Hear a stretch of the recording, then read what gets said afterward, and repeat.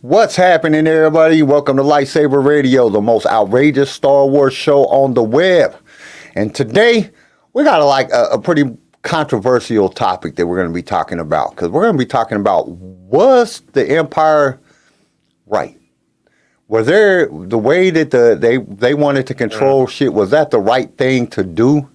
Was that a way that, they could get everything set up and, to keep peace within the galaxy, even with some of their justified in some extent. Yeah, you know what I'm saying? Was it justified? Was it a way that they could get things going, to keep everybody at peace and no more wars? So that's the topic that we're going to be talking about today. But first, we got to drop that intro. Let's do it. This station is now the ultimate power in the universe.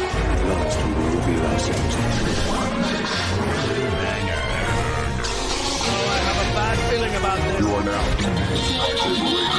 if you only knew the power of Here it comes. Let's go. You are now tuned into LightSaber Radio. 4, 3, 2, 1.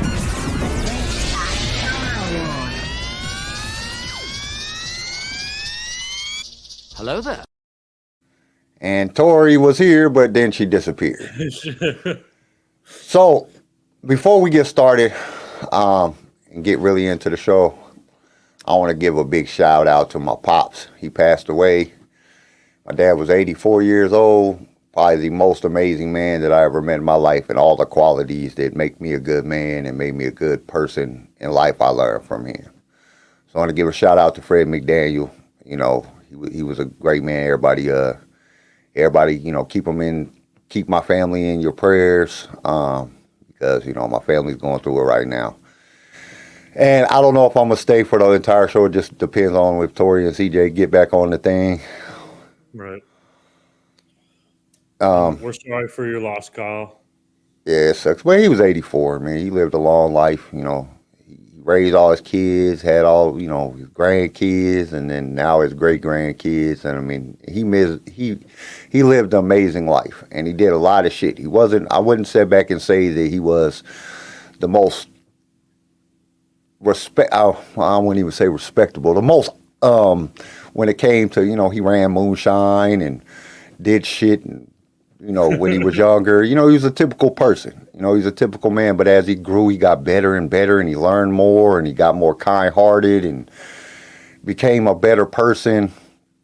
And he taught us a lot about, morals and the importance of being truthful and doing the right thing and, following your dreams.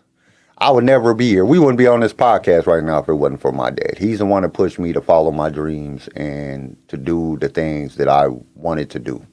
He said, don't ever let anybody hold you back. If you want to do something, you do it. So that's one of the things that I try to teach, my children. My dad owned a body shop for 40-some years. He worked on cars, had cars in, Muscle Magazine and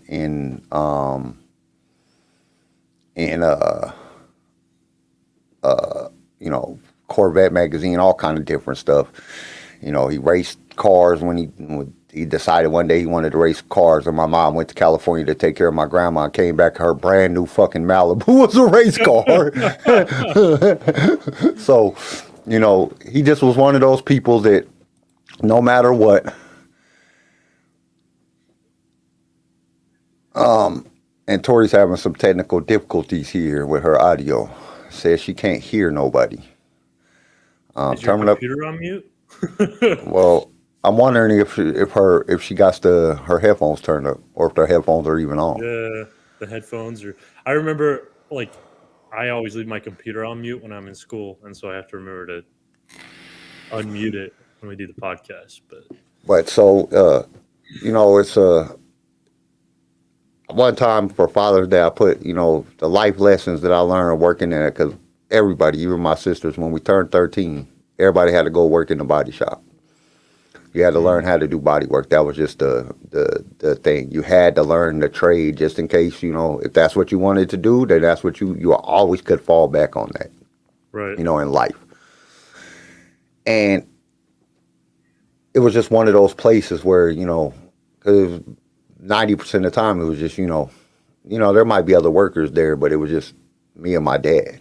And I learned a lot about my dad and a lot about, you know, he taught me about cause and effect. Everything that you do has a ripple effect that can affect other people in your life. It could cause damages. So you have to really think about the things that you're going to do before you do them. And you have to take responsibility for your actions. If you fuck up, just admit that you fucked up. There's nothing wrong with making mistakes. It was like, but you gotta stand on your word as a man. And, you know, take care of your family. And the biggest thing that he ever taught me is you just got to work. No matter what, you got to work. You know, and especially when I was young, you know, nobody really, when they're young, wants to work. You know, you doing all kind of different shit and running around and, you know, smoking weed and drinking and, you know, just doing dumb shit. But he's like, you know, you always got to work. You always got to take care of your family. So you always have to work. And it's something that I distilled in my kids. All my kids work. You know, they know that they got to get up every day and go to work. And they got to, you know, even if you got money, you still got to work. I mean, there was times my dad had, you know, millions of dollars and he still went to work every day. It's like, dude, you don't even have to work no more. And he would still go to work every day. So it's just something that was distilled. And then basically he had this idea, if you quit working, you'll die. And that's basically what happened. He retired and he died. Damn. But it was just something that, you know, he just distilled all the good morals and everything that makes me a good man, I will learn from my father. You know, all the things that I stand on is the things that I learned from my dad. And so he was like a very influential person, not just to me, but, you know, I mean, I have friends, you know, my brother's friends, my sister's friends, you know, everybody loved my dad.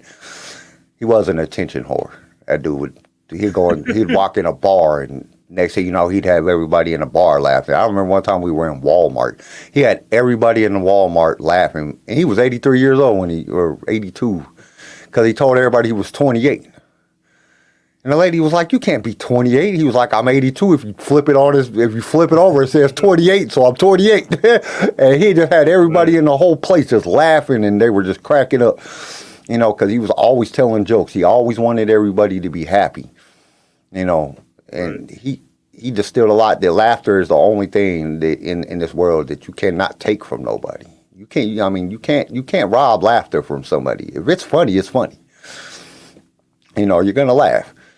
And he was like, you can't take that away from nobody. That's an emotion. That's a reaction that you just can't take from nobody. So he was always playing jokes. He was always, you know, cracking jokes and playing jokes on people. And just, he was just one of those types of people that he was a center of attention all the time. Everybody, any place you moved to, everybody knew him. Attention whore. He was an attention whore. Cauldron. So. Here we go. Are we hearing it now? Oh, sorry. Somebody click the damn button. Well, we're trying to get to it. So I'll be on the show for a little bit, but I'm gonna jump off. I got a gang of stuff to do. CJ and Tori wasn't on, so they kind of don't know. But my dad passed away, so I got to go to Colorado and go out there and handle that stuff. So Sorry for your loss. he was old. He is 84. Well, Like that still it's crazy because I'm not really sad. Take away the pain. Well, I'm not. That's the crazy thing. I'm not really sad. I'm kind of like, because he was in, like, was on oxygen and stuff at the end, and you know, he couldn't move. He was missing my mom, and he would say a bunch of stuff. So it was like, you know, I want to be sad, but at the same time, I'm like, dude, he was miserable. So it was like, you know, this is way. It's way better off, but now my little brothers and my sister and everybody, they're taking it bad, you know, and so that's why I got to go to Colorado. I got to go out here and get them all straight. And my daughter's not doing too well. She's in Colorado as well. So we got to get everything set up today so we can leave in the morning. So my wife's out running around doing shit, and then I got to get a bunch of shit done, get everything set up. I got to take my dog over to my brother-in-law's house and get everything situated so we can leave in the morning. So I probably won't be here very long. And I didn't do an impossible quiz just because I wasn't even thinking about it. I was trying to get shit done. So That's fine. I can just ask random ass questions and see what happens. well, I figured y'all could Well, do we like don't- guess who or We whatever. don't even still have to do that. I got a Star Wars quiz game that has stupid questions that nobody would know the answer to. I was asking CJ him the other day, and he's like, "How would I know that?" Not even in books. Sure. But Some of this stuff is like behind the scenes stuff that you don't like unless if you were really into like behind the scenes work, you don't know these questions. and I won't be here Wednesday, so you guys will have to cover on Wednesday. I just wanted to let everybody know what was going on, so everybody wasn't, and that's not something that you say over a text message or a message in the chat. I wanted everybody to know, I feel like everybody here is family, and everybody that's in the chat every week, that comes and supports us every week. Oh, and for everybody that's just listening, I got some insight. So if you see a big fluctuation in videos, so I guess on like view count, I guess YouTube, this is happening to everybody. I guess YouTube did something to their algorithm where it's randomly selecting videos and it's not so much blocking the videos, but it's not promoting them at all. So it's like, Shadow ban. because there's so many people on YouTube now, that it's just randomly going through and selecting videos. So you might not get a video. Like the other day, I looked at a Star Wars Theory video. That shit had 129 views. I said, what the fuck?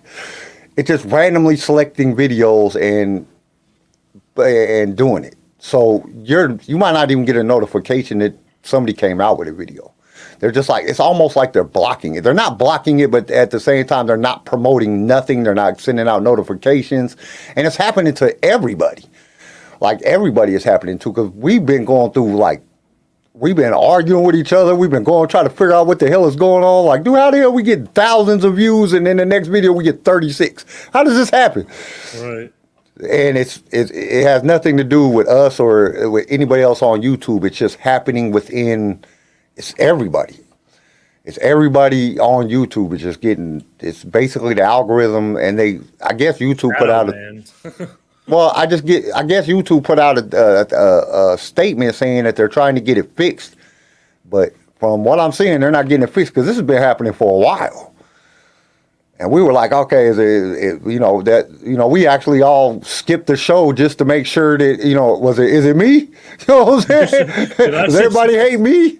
I mean, we tried everything to try to figure out what's different. I've tried different titles, tags, everything, and it's YouTube's doing it. So I don't know what's going on. Hopefully they get it fixed and we can get everything back in, because, we've been working really hard for over a year now, and it's been almost a year and a half now. We're at 161 podcasts, and for us to just drop off, we couldn't figure it out. We tried everything. I tried putting new titles in, using AI to make the titles, tags. We tried everything, and it's discouraging. It discourages you, because you're like, dude, we've been working so hard, and then all of a sudden it just like plummeted, and then we get a video gets 1,000 views, and then the next two videos get 40, 50, and then the next one gets 600, and then it's like, what the hell is going on? So, but just to let everybody know that and anybody else that has a YouTube channel or thinking about starting a YouTube channel, YouTube's algorithm is jacked up right now. But we have so that's kind of like the news.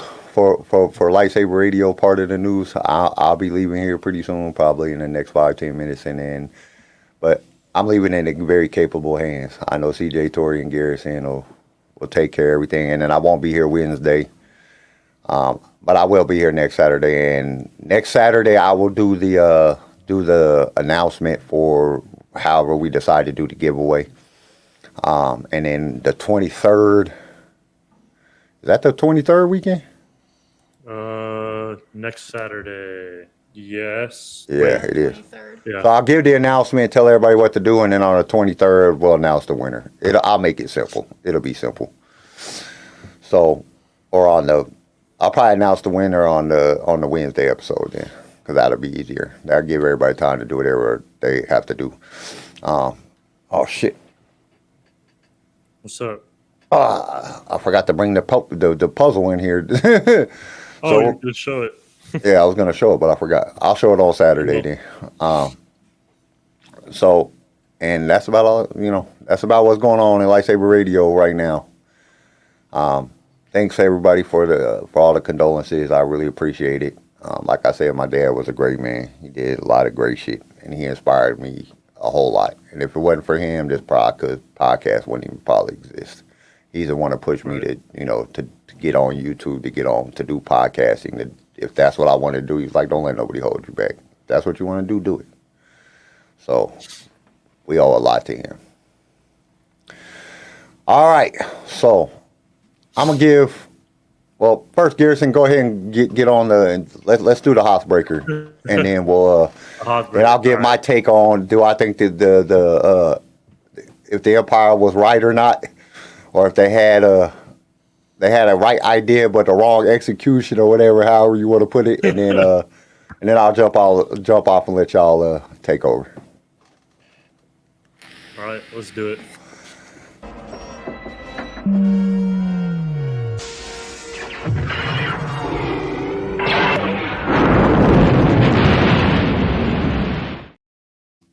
Hey, did y'all ever notice that at the top of the screen it had like part of the thing? I thought the video covered the whole screen. It does. No, it didn't. I could see the orange. Eh. Maybe I gotta change the size of that. Like an overlay. I don't know. Yeah, but All right. I thought the video. Anyway, We're supposed to figure this stuff out behind the scenes, damn it. I just never noticed it till right now. I was like, wait, do I see orange back there? Why do I see orange? All right, go ahead, Garrison. all right. So because we're doing something kind of along the lines of the Empire, if you were part of the Empire, if you had to be part of the Empire, what would your job be? And you can't choose Emperor, Kyle. You can't choose Emperor. You got to be like a somewhat regular dude, all right? And work Somewhat your way regular up. dude? Yeah. Or can I just be anybody that's underneath the Empire and not Darth Vader? Can't be the Emperor or Darth Vader. You can't be Sith. You got to be a normal dude working in like the rank and file. I'll maybe let you get away with like an admiral of a ship, but that's like. No, I wouldn't even do that. I would want to be a pilot. I want to fly a TIE fighter and blow shit up. TIE fighters aren't that great, though. I'd rather fly next wing than a TIE fighter. Oh, me too. But you said we had to be part of the Empire. I know, but dude, I would fly the wanna be one of dopest. those Death Troopers. No, I don't think I'd be. Rogue Oh, no, One. if Poe Those guys are Dameron badass. says those TIE fighters are fast and he's a pilot, I'd want to play with the Yeah, I'd be a pilot. Either that, and I can't be a. It's true. Can He I did be say an they were Inquisitor? But that's the First Order. That's not the Empire. It might be a different TIE fighter. No Force abilities. Damn, that sucks. 'Cause I'd be an Inquisitor. I would. Now that you mention it, I would totally be an Inquisitor too. You're a regular dude. I think, or I'd accept bounty hunter. You could probably be a bounty hunter working for the Empire. Yeah, you could be a bounty hunter. That'd be cool. Like, if, But I think just like Damn it, that changes my answer. a Death Trooper, dude, would be sick. shuttle pilot. Yeah, Shut up. I want to be a I pilot. don't want any combat. Just Right. I want the easiest thing. I just want to No, show for I would want to be a pilot just because when I was younger, that's what I wanted to do. And then, because I was going to go into the Air Force, and they told me, nope, your eyes suck. You can't be a pilot. You got to have 20/20 vision. I was like, that's garbage. yeah. That's bullshit. You know what I'm saying? Yep. So that ended that dream. But I would want to be a pilot. If I 20/20 could pick, vision. I would want to be a pilot. I got you. I don't want to be a scientist. Oh, Chris so you're is. the asshole doing experiments on Omega. All right. I see you. No, hold on. I would just like to see how the cloning process went. Even that if would I'm be just kinda even if I'm just the lab guy that brings you all the beakers and the bullshit, I don't care. I want to know how somehow Palpatine returned. Chris brought up a good one. He said, well, if we're going full heel, I'd just be a magistrate of some tropical planet. That'd be a good. That's true. Yeah, Of course, be an you emperor. would pick a nice cushy job. Hell yeah, that shit would be dope. Just sit there. You live in Minnesota. I completely understand why you'd want to go to a I'd go beautiful like tropical planet. nice tropical planet, Better than bunch of dying. half-naked Twi'lek women running around doing whatever I said because I run the entire planet. That would be a great job. That sounds more like Kyle. There we So go. it's We found basically Kyle. Kyle is the pimp of an entire planet. It's fine. Bro. Yeah, that would be anytime we dope. ask any, like, I'm a what pimp. would I'd you wanna wanna sleep with do, them all. He's always picking that. Well, the pimp Nah, is- I still think I would pick a pilot though. I'd want to be a pilot. I'd want to be like a ace, dope ass pilot that everybody feared in the galaxy. That I just pull up everybody's shit. That would be dope. Yeah. I mean, I'd I just either don't wanna know be- if I I'd want to either fly be a TIE bounty fighter. hunter or a scientist, and I love the weird look I got from Tori when I said scientist. You just 100% threw me because usually you're the one who's telling me to shut up with my scientific bullshit.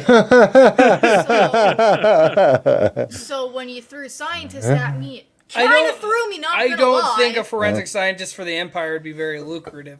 So, I just went scientist. Even if I'm just like some minuscule, like I said, grabbing beakers and flipping switches and Flip the switch, Igor, bring me that beaker. I mean that's You gotta be be the lab bitch. yeah. I'd be That's gotta be a lucrative Palpatine's deal. major domo. That's what I'd be. And you're never be in like one of combat. And you Palpatine's. don't die. If I can't be Palpatine, at least I could be somebody just whispering them in his ear, telling him shit like, "Hey, you should blow them up. They suck." Force choke that one. He doesn't need to live. You know, Oh. I'm really quiet and agile. It's really weird.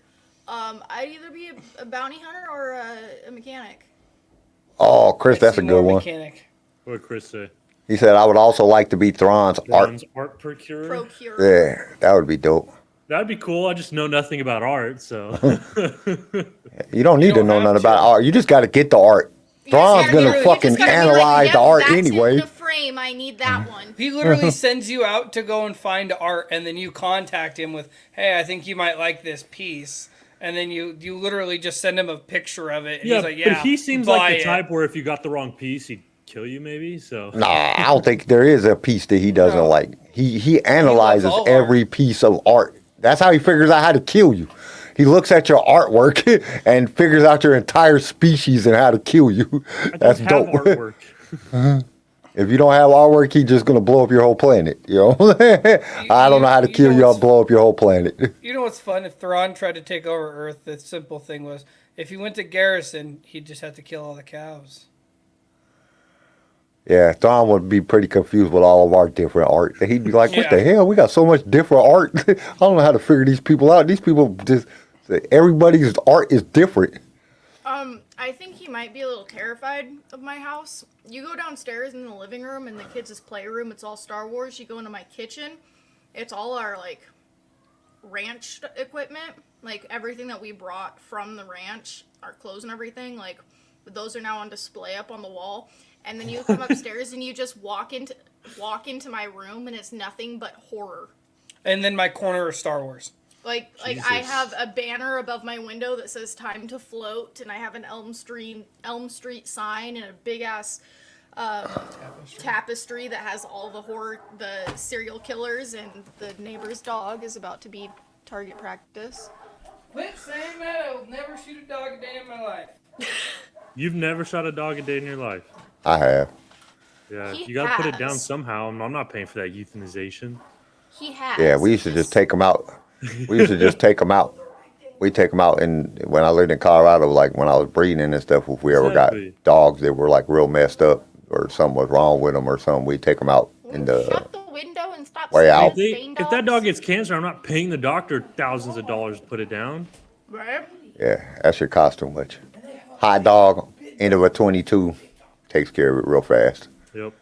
I don't mean to do that. I just want to make sure why they're barking. And that's, you know, and people might get mad that you say that, but that's way more humane than, you know what I'm saying, letting them sit there and suffer. I can't see an animal suffer Yeah. that shit. That, Have you that- ever that- seen Old Yeller? Come on. Yeah. Okay, Yeller's back to a the great movie. topic.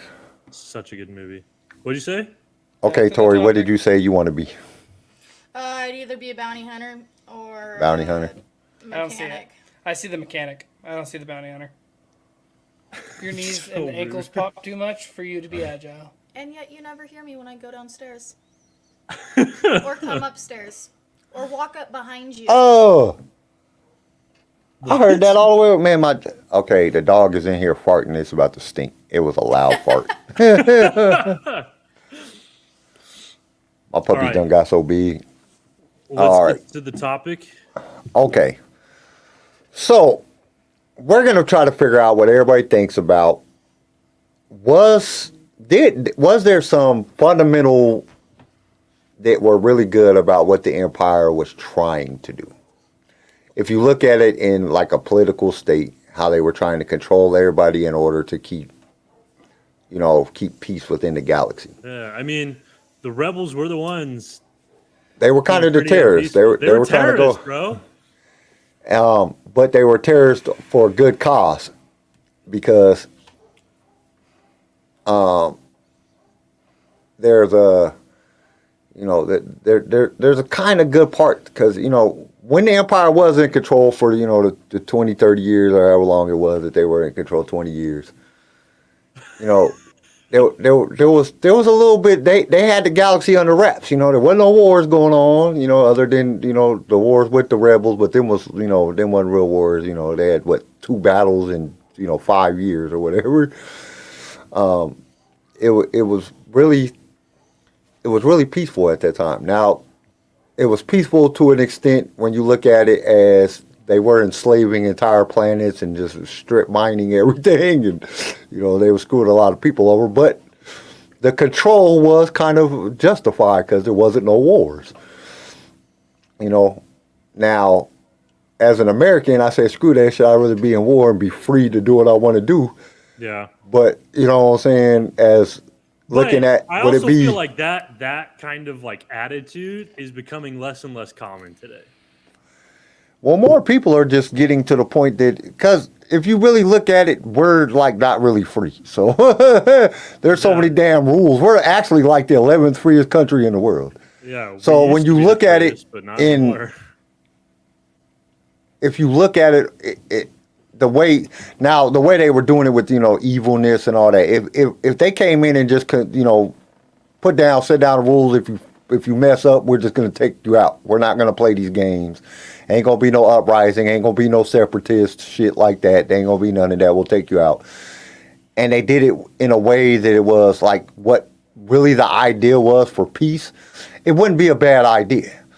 It really wouldn't if everybody was under the same thing. But when anybody ever tries to control people, there's always an uprising. I mean, that's just nature of anybody that not want to do what's told, or they don't want to do what they're told to do. So I could see the fundamentals behind it being a good thing. Like, this is how we'll get peace. You have to control the people to get peace. If you don't control, you don't have peace, but then technically there isn't no peace, because there are always going to be people that don't want to be controlled. But I think the fundamental idea of it was a good thing. Now, I think that the overall way that they did it was just jacked up. You know what I'm saying? Because Palpatine was just, come on, slavery, all that shit. You know what I'm saying? But then you look at the New Republic, and they ain't much better. Dude, you know what I'm saying? The New Republic, I don't know. Because watching flipping this season of Mandalorian, the New Republic looks fucking terrible. Yeah, they mind wiping people using. No, so they're using electroshock therapy, which is proven to not work. So Yeah, but in Star Wars it works. It's different. It's different, yeah. This It is works in Star Wars. We're talking about Star Wars.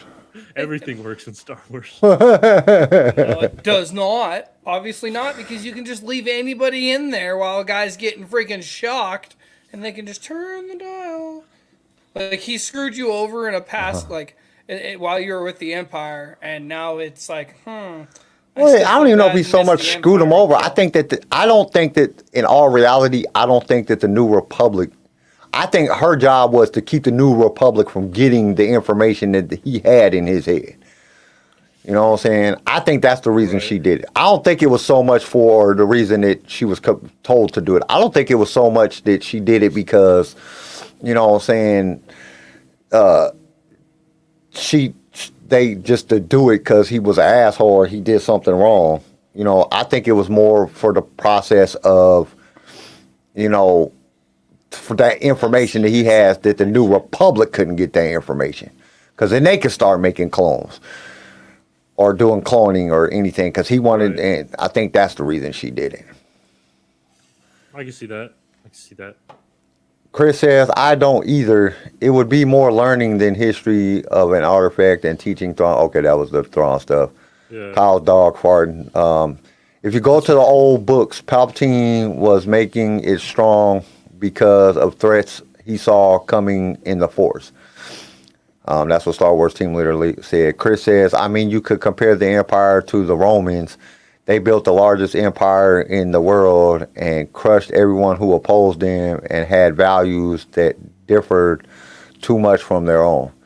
And the Romans, you know, got took out because, you know, they just got too cocky. And same reason with the Empire. When you feel that you can't be beat, then you'll get beat. The Romans really got taken out because some dumb motherfucker decided to get high one night and set the entire city on fire and just dance on a roof. Well, I mean, it depends who you ask. There's a lot of Roman historians who said, like, once Rome got too cushy, that's when they got, like, once Rome had everything they wanted, they stopped creating tough men, tough soldiers. They took everything for granted. They got cocky and well, if you actually look at history, it was when it kind of sucks, and this is nothing against anybody for choosing what they choose, but when there was a lot of transgenderism and sexualism and people stuff. That's what really was the call of the Romans and the Greeks. Samaria fell. All the ancient. That was a common thing during the time. Was like, especially with the Greeks. Like enemies were meant to be portrayed as like. That's why Xerxes of Persia was portrayed as very like, almost like feminine because the Greeks thought that was a terrible thing in ancient Greece. You know what I mean? But overall, if you look at every ancient like empire, they all fell when they started going to you know, people want to change sexes and homosexuality and stuff like that. Because then people look at you as weak. The other cultures that don't do that look at you as weak and they don't fear you no more. Right. And then that's usually what causes them to conquer. Because then they ain't scared. I mean, could you imagine like being some little small country and your fucking king is talking about taking over Rome, the giant powerhouse of Rome. Like, dude, we're all gonna die. Like, are you insane? We're all gonna die. They're gonna kill us, and then they're like, they're all gay, and they're like, oh, I'm not scared of them two people no more. And then they go attack, and then they win because the fear plays a lot to do in battle. I mean, if you go into battle and you're scared, you're more likely to lose than if you go into battle and you're not scared. So that's why they always. Because I just talked to a guy from Russia not too long ago. I was talking to him back and forth on what is it, Views, and I was talking to him, and he said he literally before he just came to America, and he said over there they think we're all gays and but we're all just sorry and soft and everything because that's what they're taught over there, right? Because they're trying to build Russia up to think that we're just weak so they can take us over. So that's what he was like, and then I got here and I'm like, dude, what the hell are they teaching us over there? That's not true. So I mean, it's literally just. It's the way the world has always been since the beginning of time. I mean, and it's really stupid because, you know, my grandson's father is gay. He came out that he's gay, and that dude's one of the best fighters I've ever seen in my life. That dude can bang. He got hands like a motherfucker. So I'm like, dude, why would I'm like, why would y'all think that? You're still a man. It was funny. He said the dude can bang, and I'm like, I bet he can. I thought that was. Oh, I get it now. You gotta be a strong individual to take a dick. I thought you were more commenting on how he said he was good with his hands. Oh, I bet he is too. I mean, shit. Hey, he can fight. No, he can definitely bang. So it just, you know, just the way that you compare. Oh fuck, man. You can just compare. I bet he can do that too, Garrison. You just gotta ask. Real nasty. I mean, you are in Arizona. They got some prominent places over that way. I think there is everywhere. It's just, I mean, it's just the way the world, and the world should be like that. You should be able to choose who you love and who you don't love and what you want to do with your own. I mean, that's what true freedom is about, being able to make your own damn choices and just, if you decide this is what you decide you want to be a toaster, okay. Should nobody have a problem with that? But Well, Okay, that's what Kyle, freedom I should need be you- about. No, I need you to know that my lovely niece got me on this tangent one day. And I actually looked it up, and there are people who identify as toasters, and they're Yes, I know. toaster sexual. that's why I said it. Okay, I just thought you were just like throwing No, out no, a no, random no, no, that's why I said it, alliance. because- Wait, did you say toaster sexual? Yeah. Yeah, they Toaster consider themselves Please. toasters. Please don't put your dick in a toaster. for your own health. So, I got confused. I fucked it. Now there's like Instructions not a clear. lot of It's inanimate. something Now people are just going to the point. I mean, before it was like you consider yourself, non-binary, or you're a man, you consider yourself a woman. Now there's people, or then it went to animals. I consider myself a fox, and now people are doing it on inanimate objects like a toaster. That's why I said it, because I thought it was funny as shit when the first time I read it, this lady really says, no, I identify myself as a toaster. And I said, what the fuck, a toaster? You mean put bread in that shit, pops out and shit? And she was like, yeah, I identify. She showed us a application on her application. She put on her application, when it said race, she put toaster. I was like, hate everything.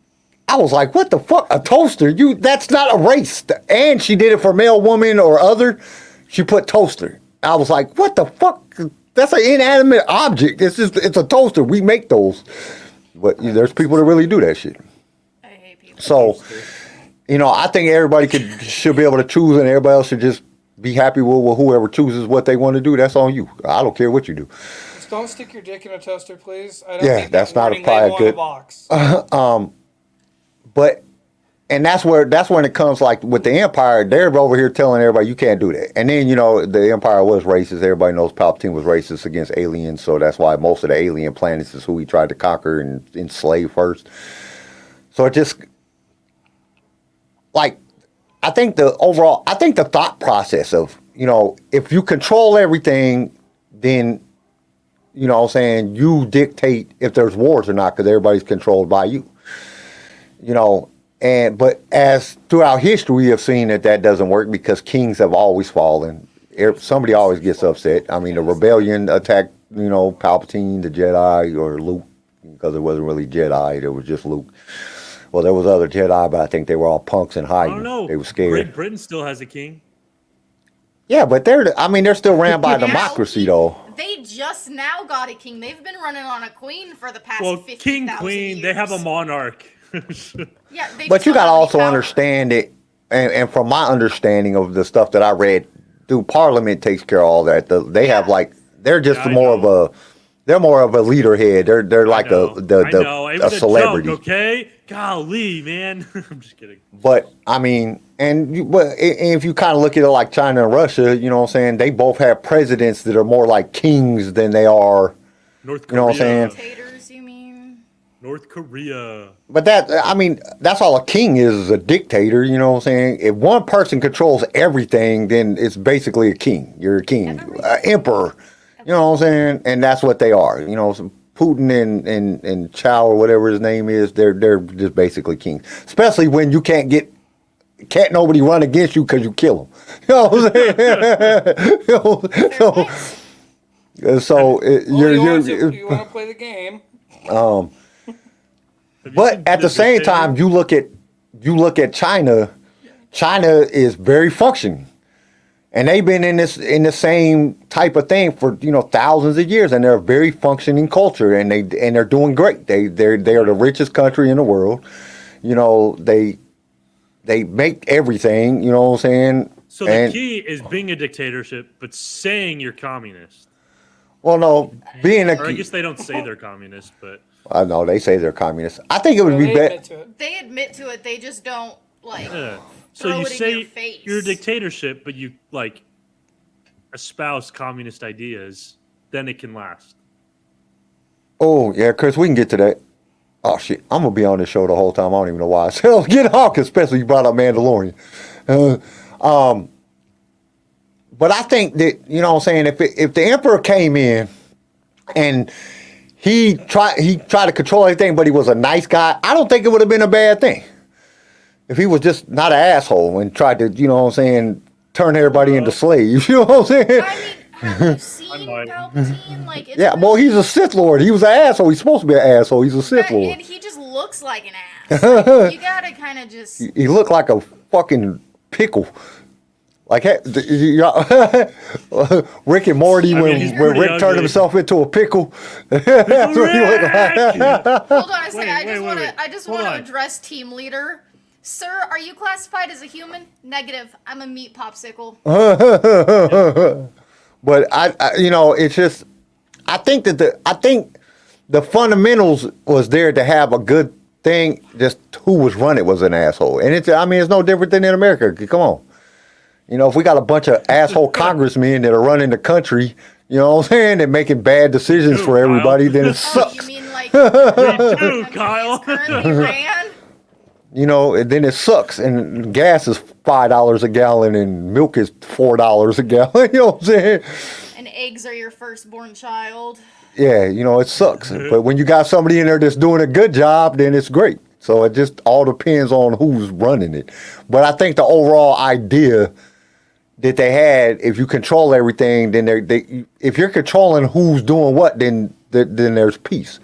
And I think that's like the Sith monarch. You know, if we control everything, then can't nobody do anything. You know what I'm saying? They can't attack each other if we control both of them. You know, there ain't no civil wars or anything. And I think the idea of that was good. Because even if you think about it, if you go back and read Revan, the Empire didn't seem that bad. You know what I'm saying? Like the Sith Empire didn't seem that bad. I don't know. Slavery seems pretty bad, dude. I mean, but most, like if you went to what planet were they on? I can't remember the name of the planet. I don't know either. Dromakoff. Oh yes. Or however you say it.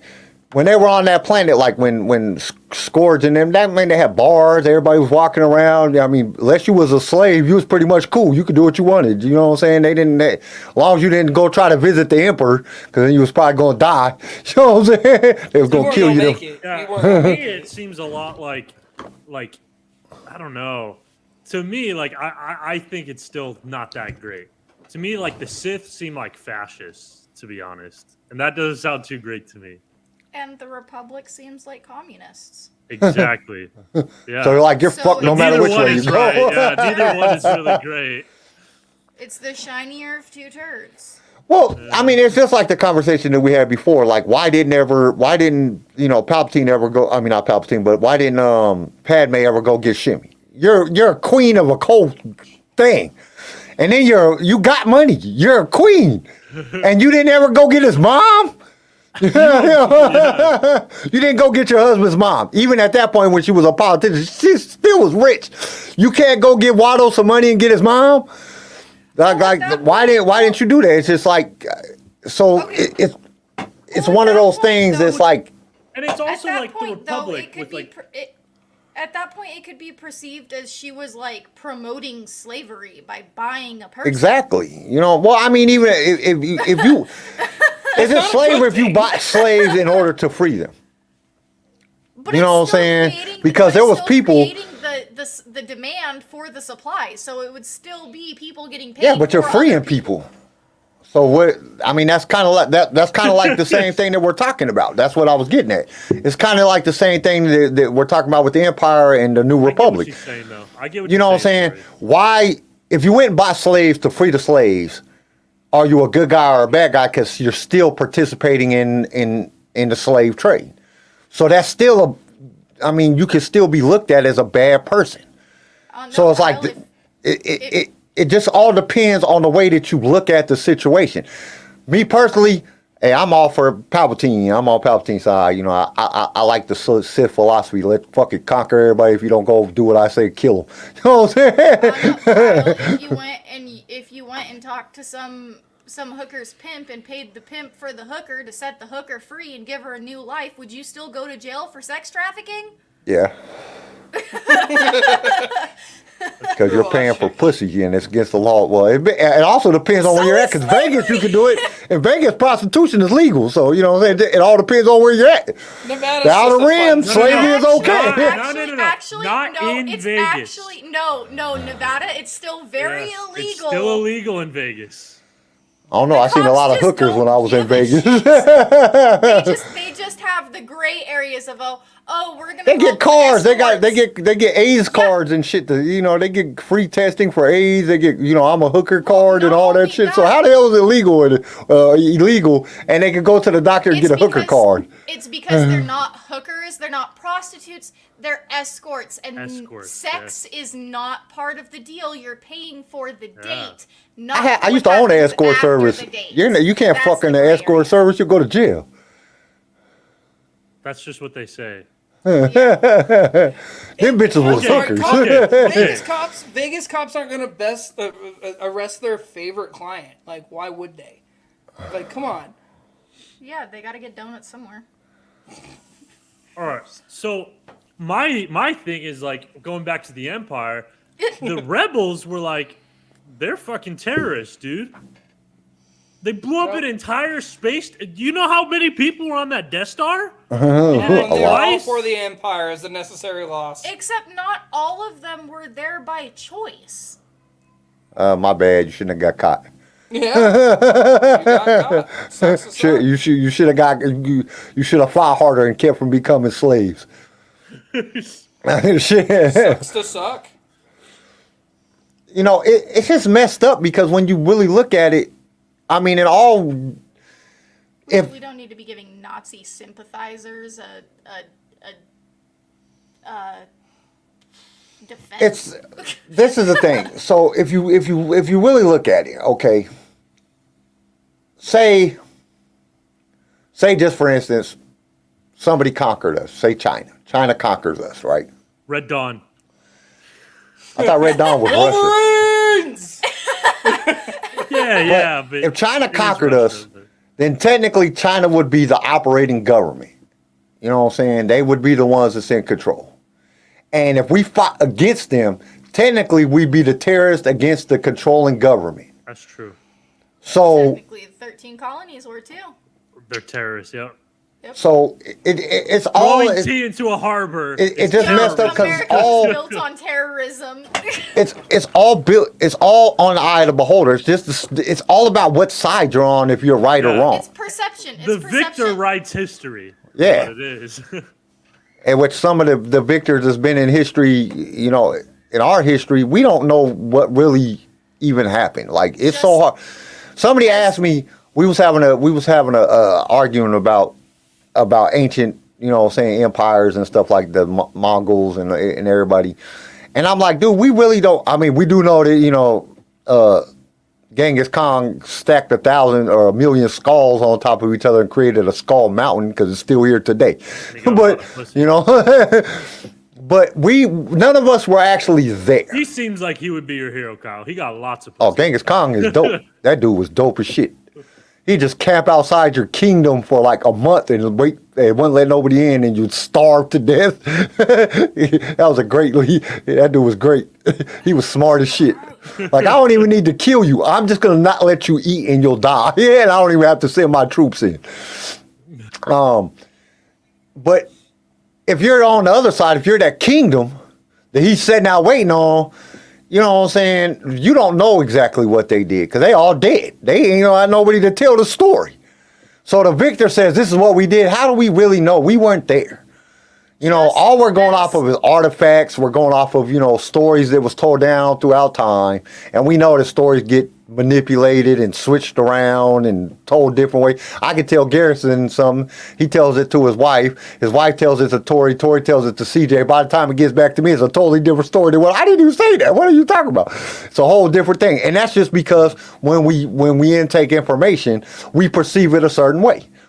And then when you express that, so a lot of times you'll express it in a different manner than what it was told because it's all about the way you perceived it. So when you express it, it's something different. That's just human nature. We can't help it. It's just something that happens. Now, if it's something like real stupid, you know what I'm saying, and like, oh, I walked my dog, you know, oh yeah, he was taking his dog for a walk, you know, you might not get that. But if it's a big elaborate story or a big elaborate, you know, tale to be told, a lot of times it gets switched around. Just as So- long as nobody tries to raid Russia in the middle of winter, we'll be good. When you look at it, it's a very kind of, we don't know. You know what I'm saying? We're just going off of, you know, stories that's been told, artifacts that we can find, that we make up a story about this artifact because we have no idea. You know, you're guessing on hieroglyphs, you know what I'm saying? Like, I think this stork means this. And you get 20 other people to agree with you, and that's what it means now. We don't know if that's what it meant. You know, it's all a guess. And I think that's kind of how it's, like, I get it. It all goes back to perception. How do you perceive the situation? If you're the rebels, you perceive the Empire as the bad guys. If you're the Empire, you perceive the rebels as the bad guys. You know, they're the terrorists. They're these small little things that are attacking our bases and blowing up shit and killing our people. You know what I'm saying? So it all depends on which side you're on. And which side you're going to be on is which side you lean more. It's just like Republicans and Democrats. You know what I'm saying? Which side do you lean more to the things that they are that are incoherent with your beliefs and ideals? Neither. Anarchy! Well, definitely when it comes, because I've said it many times. I used to be a Democrat, but I don't know who these people are. Because there's certain things on both sides that I believe in. You know what I'm saying? I don't think that anybody should tell anybody what they can do with their body. You know what I'm saying? I believe that if you want to have a fucking abortion, go have an abortion. You're going to answer to God for that. That ain't got shit to do with me. You know what I'm saying? So I can't dictate what you do. You know what I'm saying? But on the other hand, I don't believe in fucking electric cars. Like, what the fuck? Electric car? You don't believe in electric... Wait. So you're like, they don't I've seen exist? them on the road, and Kyle. They're fake? real. No, I rode in electric cars before. It's not like I don't believe they don't exist, Oh, it's but like, I don't they're believe not that they... real. I don't believe that they're fucking making any difference in the ozone layer and all that shit. Oh, I don't- yeah. With the fucking Pigeons batteries? aren't Are you real. kidding me? That's all I hear right now is Kyle just in the corner rocking back and forth. Pigeons aren't real. Birds are spies. No. Nah, you My know, it's favorite just... Those thing- batteries are so- terrible for the Well, environment. and then you think about they're burning coal in the power plant Yeah. to charge your car. Well, You it's know what I'm not saying? even- It's the same shit. Like, it's a not waste of even time. that. So they're trying, the whole thing with electric cars is like, hey, you know, mining for gas is a terrible thing, and oh, the ozone layer and blah, blah, blah, blah. But I want everybody to look at a picture of a lithium mine, and it just destroys so Yeah, much more exactly. land than any other mine will ever do, and it destroys it for thousands and thousands and millions of years. Nothing. And the worst can part grow. is when they finally mine it and they have to get it into a battery, they're using more gas and power because of the tools they're using to build Yeah. them. So the question like- is, I think, And Elon Musk has already completely cut off all use to his vehicles in Russia. So what's to say that we all get electric cars and now the government is like, oh no, I don't want you going to the store. Fuck your eggs. I'm gonna turn off your car. Yeah, so... That sounds very Empire-esque to me. Well, that's what I'm saying. All these things relate to the Empire and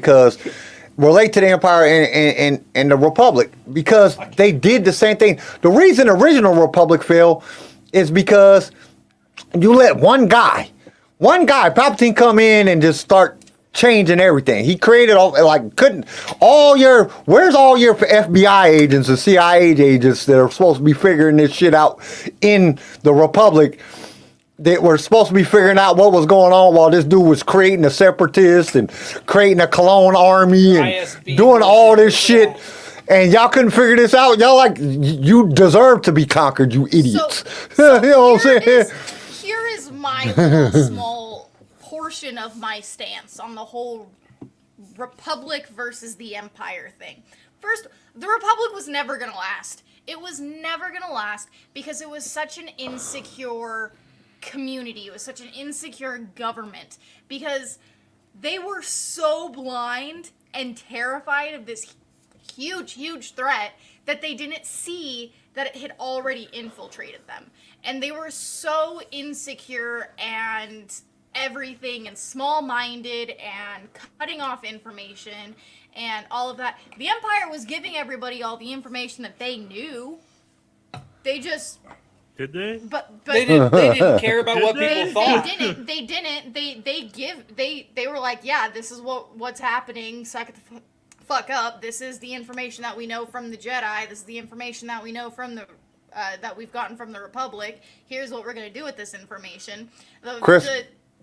The Republic was like, oh no, there's this huge threat off yonder, but we're gonna put all of our trust into this one dude.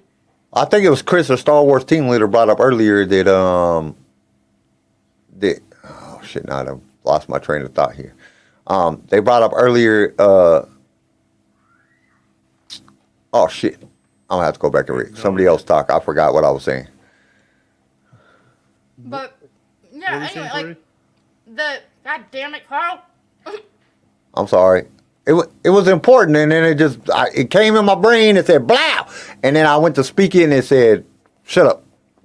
That's I don't know what happens I think it also goes back to the like we're talking about like which side you're on, which perspective you have. So I think it goes back to the idea is like moral relativity. Which side is right? Is there a side that's right?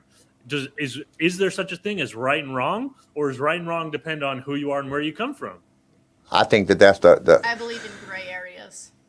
yeah. Well, that's the great. So Chris brings up a good point. He said, "Real question is why not just conquer Tatooine and free the slaves? That way, you're not buying slaves. You're just viewed as a liberator. We can tell it would be pretty simple task, which it definitely would for anybody to take over Tatooine would be easy." And then Star Wars team leader says textbooks from when I was a kid, stuff are being rewrote now just not to offend people. But that's taken away from history. And you learn from history. Like you don't make you won't make you're not supposed to make the same mistakes, which everybody keeps just making the same mistakes over and over again. I think that's going to be the destroyer of mankind, because we're just going to keep on making the same mistakes over and over and over and over again. Well, Because- I mean, look at, Like I was looking at some of the stuff that my son be studying, and he's in the 11th grade, 10th grade, 11th grade, whatever grade he's in. My youngest son, and I'm like, dude, this is not even close to what the hell they was teaching when I was a kid. You know what I'm saying? Not even close. so Going on, Bodie? I'm super into history. Like my granddad was I a love history history. major, all of that. Oh, I should And- do my flipping. Kyle, remember I had my the one we were gonna do for Mount Rushmore, What? the quiz that we were gonna do for Mount Rushmore. Like, do you know history or Star Wars better? I Yeah, can do you can that do that. for the thing. Yeah, you can do that. Right. Anyways, So like even now in real world, you know, I was talking with somebody over at my mom's work a couple weeks ago about, you know, the statues being taken down and General Lee and how he was just a terrible human being and blah blah blah, blah. And it's a good thing that most and this was like an elderly person who I was talking to, and the fact that it's not common knowledge that General Lee was actually vehemently against slavery. Like, he only owned slaves because his father-in-law died, left them to General Lee in his will with a stipulation saying that he cannot get rid of these slaves for a year.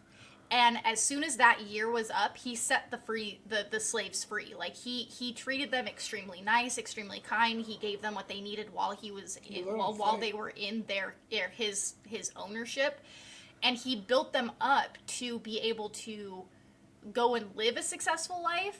He didn't just like be like, oh, okay, cool, fuck you, my year is up, go suffer somewhere else. Like he built them a life to move on to after that legal year was up. He was vehemently against slavery, but all you know about him is that he fought for the wrong side. that he fought for the South, and he wasn't Right. even fighting for the South for slavery. It was just because he was a kick-ass general. Well, Dude, when you get He paid was enough, kind of cool. Yeah, when you get good money. yeah, Well, no, a it was lot. more because like back then you didn't see yourself as a citizen of the United States. You saw yourself as a citizen of the state you were from. Yeah. Because the United States, as we see it today, didn't exist back then. So The United so States it's was a just- conglomeration of states. Instead of one country, it was more of a conglomeration of all these individual countries. Well, And the same thing with the Confederate flag and the flag of Dixie. The flag of Dixie, the stars and bars, what is on the General Lee car, or was. still is. You can never take it off.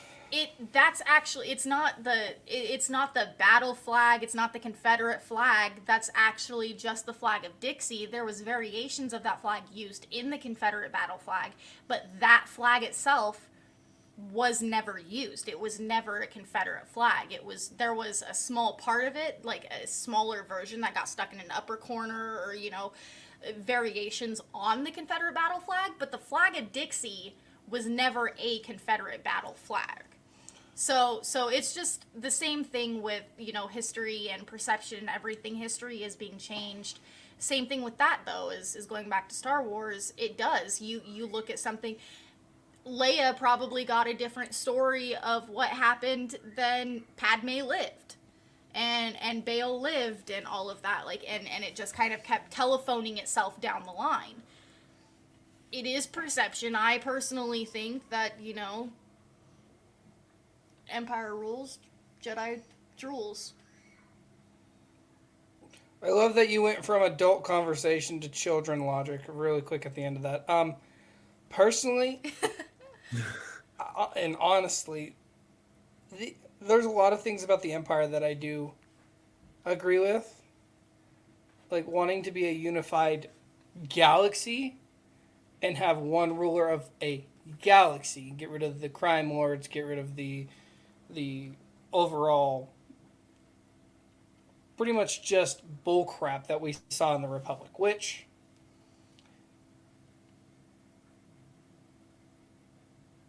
okay. Oh, sorry, it's off Bodhi. Sorry, I had to read it. Oh.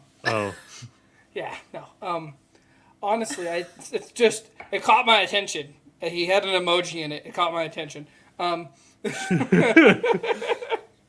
But I just, like, a lot of the things they did, like, when we watch it, like, in Andor, and we see it a lot in Rebels, and we see a lot of it in A New Hope and Empire and all that, a lot of what they're doing, I don't necessarily agree with because of their approach, but their ideas are not necessarily flawed. The only thing I don't agree with is going to, like, Kashyyyk and enslaving the Wookiees, or going to the planet where the Twi'leks are from and enslaving the Twi'lek and Ahsoka's people. Ahsoka's not Twi'lek, but just going around and enslaving all that and making that a thing. Reno. Oh, I thought I heard well, and I was like, well, what? But No, I don't, the idea of it is not bad. It's how they executed said plan. Going in and just clean sweeping anybody that says no Executing with execution is not the plan. that's not damn it. It's not the way to approach it, but I see where the Empire was coming from with trying to do that, because if you strike enough fear, people will fall in line. This is the way. Prime example, look at the Mandalorians. Mandalorians were never going to bow down to the Empire. They were never going to bow down. They tried to get in bed with them and try to make it so they could be what they want to be by living a little bit by Imperial rule. But we saw how that ended because the Mandalorian people were too damn proud and didn't want to, like, say, yeah, maybe we should do that. No, Bo-Katan's like, no, we want to be fucking free. Like, you lied to me. We're going to kill you. Same thing with the Rebels. It's like, oh no, this and that. And then we see what the New Republic is. I'm sorry, watching Mando and seeing that jackass in the office be like, well, they're not a part of our little community. We can't go help them. You give me can't the sit with Empire us. back. Yeah, damn. That's the thing. Like, and if that was an Imperial officer walking into a requisition office saying, hey, so-and-so, like, let's say rebels are attacking this planet and doing all this harm to innocent people, the Empire would be all on top of that. They'd have like 16 starships out there just blowing the hell out of them. Yeah, there wouldn't have been a hesitation on it. But the New Republic's like, well, they're not a part of our little collective here. I think we need to let them figure it out. Which Oh, which well, this brings is what up an happens interesting, when you don't want to join us. Yeah, which is actually bullshit. brings up an interesting bit of news. I know it's not news and rumors time yet, but they've talked about like the upcoming Acolyte series and how that's gonna show Jedi to kind of be the bad guys. Yes. And so I'm kind of excited. I'm excited to see kind of the other side because it does bring up an interesting question. It goes back to that moral relativity thing. Like, what's right? Is it like, is there such a thing as right and wrong? Or does it have to do with where you come from? Or is there such a thing as like right and wrong for everybody? I strongly believe in gray areas. Gray areas are where I live.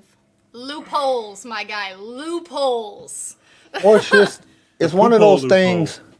It's one of those things that, like, it's so hard because, and we see it every day now because it's like either you doctrinate yourself in one side's philosophy, and you have to be completely 100% in, or they push you aside, and it goes for either side. Either you're 100% on everything that the Republicans want and their beliefs and all that stuff. If you're not 100% in, then they don't want you. And then if you over here at the Democrat side and you're like, okay, you have to be 100% in on with them, or they push you aside. And it's like, dude, Same where's thing the with middle Empire ground? and Rebellion. And that's how the Empire and the Rebellion was. It was either you was 100% in, or you wasn't part of their side, or you was 100% in, or you wasn't part of their side. And then you find yourself just by yourself. And I think that that's how more people in the world is coming today. It's like, dude, I believe in certain values that you guys hold. I believe in certain values that you guys hold. But at this point, like, if I go in and say, I think that we should just have a whole new party. Like, somebody needs to create That's a whole called new party libertarian, Kyle. that's not an independent, because the independents suck. We're never going to have an independent president. It'll never happen. They'll make sure that the Democrats and the Republicans will join together to get rid of the independent. But I think that that's really what it is, you know, and I think that that's how the Empire and the Rebellion was. Either you're 100% in, like, wait a minute, well, why don't we just get rid of Palpatine but keep the same type of ideals? You know what I'm saying? Let's keep everybody in line. We'll get rid of slavery. The only thing that we're better than them at is less slavery. Fun fact. Less fear of electrocution by phalange. Well, Oh, we don't send a Sith out there to wipe you out, but we'll call a Jedi to do it. It's the same fucking thing, except for there's no slavery. You know what I'm saying? Well, and there was slavery because it was only, and it's basically the same thing. You think about it. You have the upper class, middle class, and lower class. You had the inner rim, middle rim, and outer rim. It's the same thing. It is. It's exactly the they same only thing. cared I about mean, the and you inner got to rim. understand, you got to also understand that George Lucas did put a lot of politics into the making of Star Wars, a huge amount of, and it's still being done by Disney. I mean, come on, look at Andor. That was probably one of the most political shows I've ever seen. Andor was so good. And- So good. But it was, when you think about it, you know what I'm saying? Basically, this is why, and I think this is one of the reasons that people love Star Wars so much, because we can see real world values and stuff placed within this time period that's out of our, you know what I'm saying, or in this galaxy that's out of our reach. So it lets us use our imagination, and then then it brings out the hope that we hope things can change. But then things don't ever really change, because you went from the old republic, or the regular republic. I won't say old republic, but the regular republic. And you went from the regular republic that was not very good. It was being controlled by Jedi. You know, if you had a dispute on your planet, they sent a Jedi out there, and then he ended up killing a bunch of people. And you know what I'm saying? It seemed like everywhere they go, it worse. you know what I'm saying? So the Empire used the Jedi the Republic used the Jedi to control what was going on. Right. Then the Empire took over. Now Palpatine is using Vader and them to control what's going on, and stormtroopers and all that. Then the New Republic takes over, and now they're just using more troops to take control and tell people what they can do. It's basically the same thing. It's just a different point of view. We're the Republic, we're the good guys. Oh, we're the Empire, we're the good guys. Oh, we're the Republic, we're the good guys. It's just whoever's in charge at that time. And it's the same way in our... We're just here. And then it's the same thing that happens in our own political outlooks right now in America or in the world, because a lot of other countries follow the same type of ways that we do. It's whoever's in charge at that time is the one that's making the rules. So if the Republicans is in charge, they're making all the rules. And that's the thing which that irritates me so much is when did the people lose the right to vote on all these laws that y'all just be making and shit without, I thought we got to vote on that shit. But we don't get a vote no more. Now the Senate votes and you elected this congressman to. Like that. It's always been a representative democracy. Yeah, but before your representative wasn't there to get rich. You know what I'm saying? He was there to actually. It's just the whole system is corrupt. No matter which way you look at it, the Empire, the Republic was corrupt. The Republicans, the Democrats, the whatever, they're all corrupt. It's all about power. And Palpatine said he's the only one that was honest in all of Star Wars. He said the only thing that the Jedi fear is losing their power. Once a person gains power, the only thing that they fear is losing their power. And then that's why, like in America, we might sit back and say, and the Constitution says we have the rights to bear arms against the tyrannical government. But really, are we going to go try to fight people that got, fully automatic M16s and nuclear missiles and just could wipe us all out instantly and just start over? No, we're not going to. We can't fight against the military. They got tanks. We got, Pintos. It's not gonna. We're gonna lose. But Pinto hasn't been made in quite some time. We got smart cars now. Damn it. So really quick, Bodhi. Okay, so I have an example of something changing in what seemed like selective outrage. Anakin being Vader a secret. Before all this new content, the genocide of the Jedi made his identity meaningless. The only person it was a secret from was Luke originally. Well, yes and no. If I can go first. Yeah, go ahead. What? What's going on? I went to interrupt. I went to be like, the comic books say TJ otherwise. Likes that. So I have a different. It wasn't that it was originally held a secret from Luke itself. It was never general public knowledge that Vader was Anakin, because the whole thing with Anakin, from the get-go, it was Vader killed Anakin. Vader came in, killed Anakin. That's how it always was. It wasn't until and I agree, buddy. Sorry. And then, when everything came out, Vader killed Palpatine. Luke found out and was able to look at Anakin in his last remaining burnt eyeballs. Glaucoma.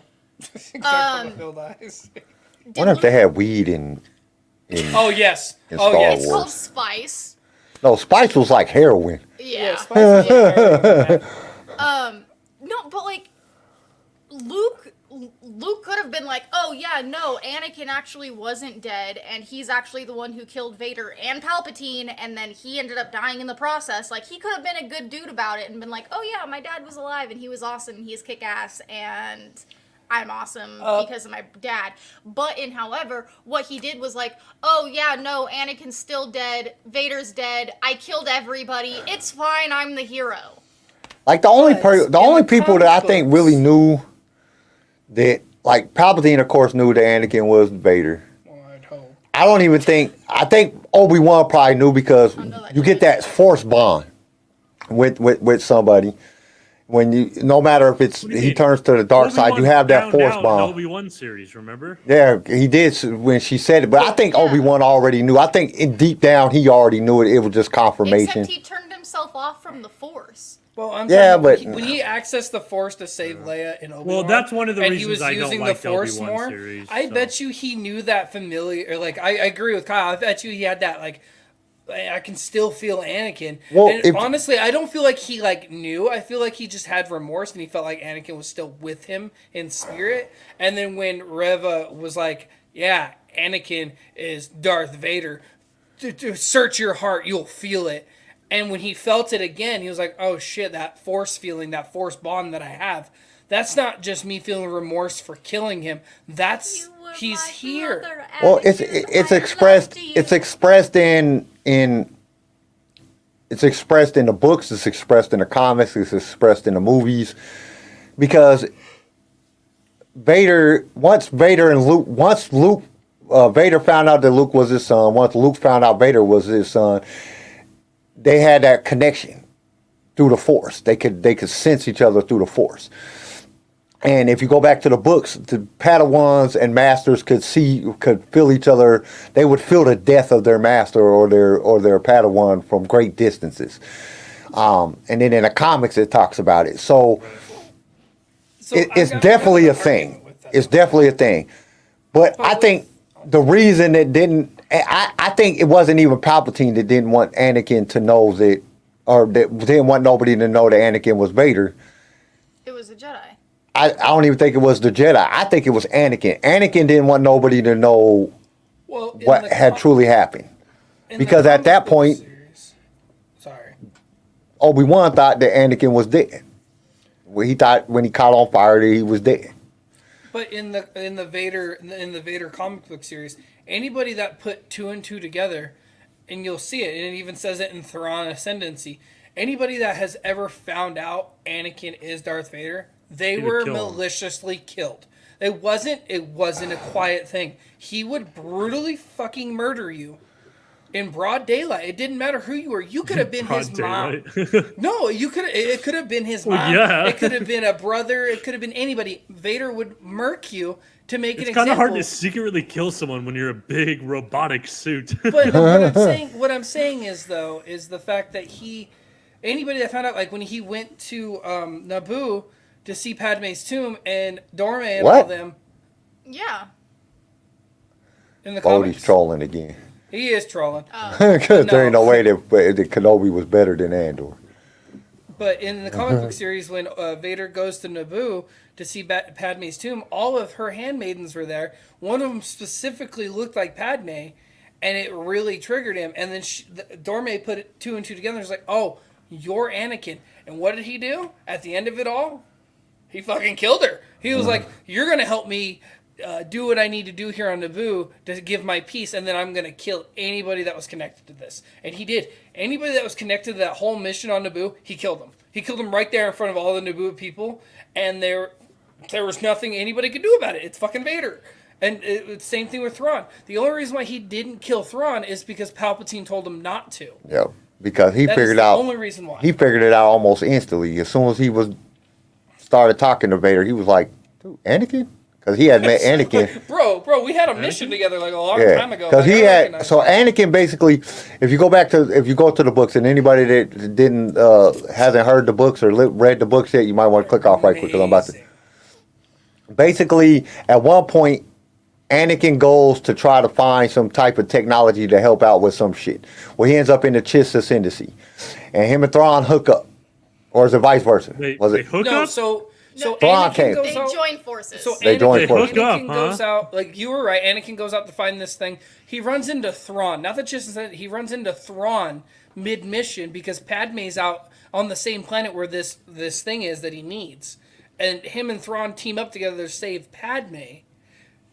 And they just had a bond from then because that's like when Thrawn was explaining the Skywalkers. He's like, oh, my last name's Skywalker, being the cocky little Anakin that he is. It's like, oh, my last name's Skywalker. Maybe I'm one of those Skywalkers your people have. Well, then that's also how Thrawn figured out that the Skywalkers, they could use the Force to travel through light speed and not run into planets because they use Force people. So when then Thrawn knew that they were that their abilities didn't leave them; they just got weaker because they didn't use them. And then Thrawn also knew that it was the Force that was causing this. It wasn't this whatever these certain kids that could do it. They could train them to do it. So Thrawn has the voice that makes people want to hook up.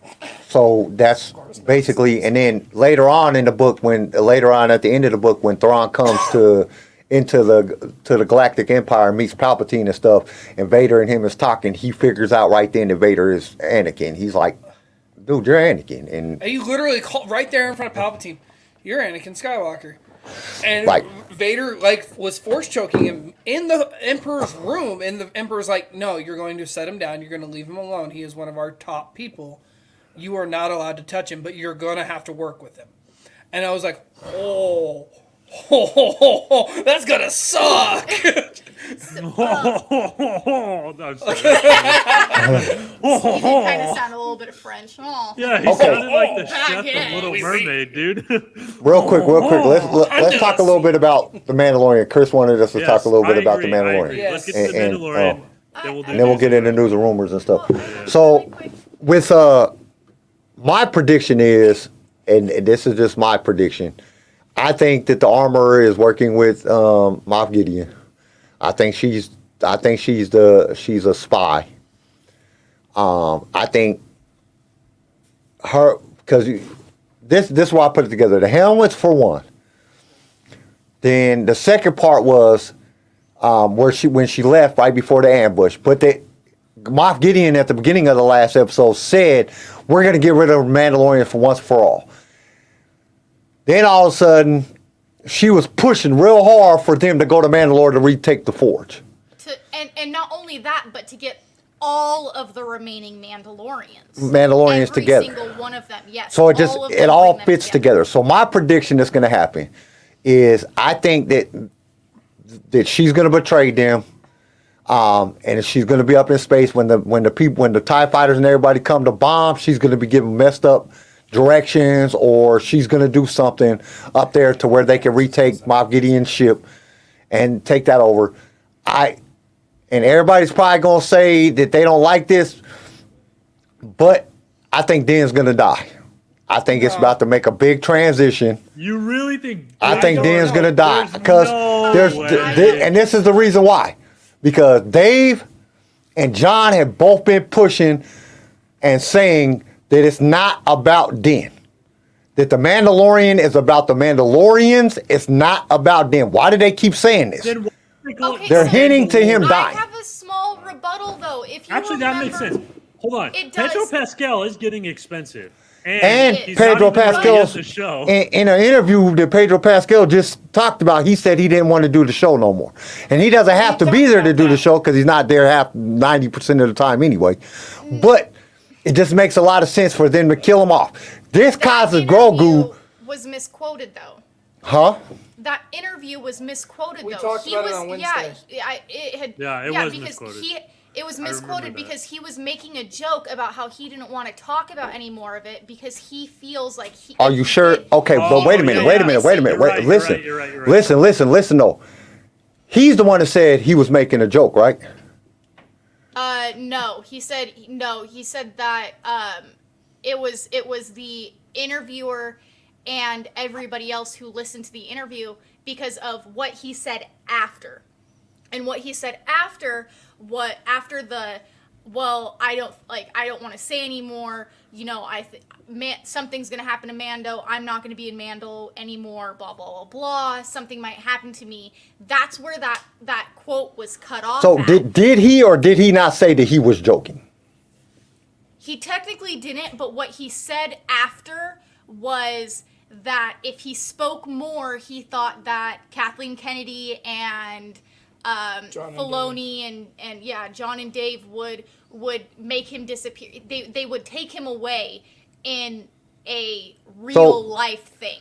So here goes the thing. If he never said he was joking, then there's no confirmation that it was a joke. And if he did say that he was a joke, Lars Michelson said for 4 years that he wasn't going to be Thrawn, but he's Thrawn.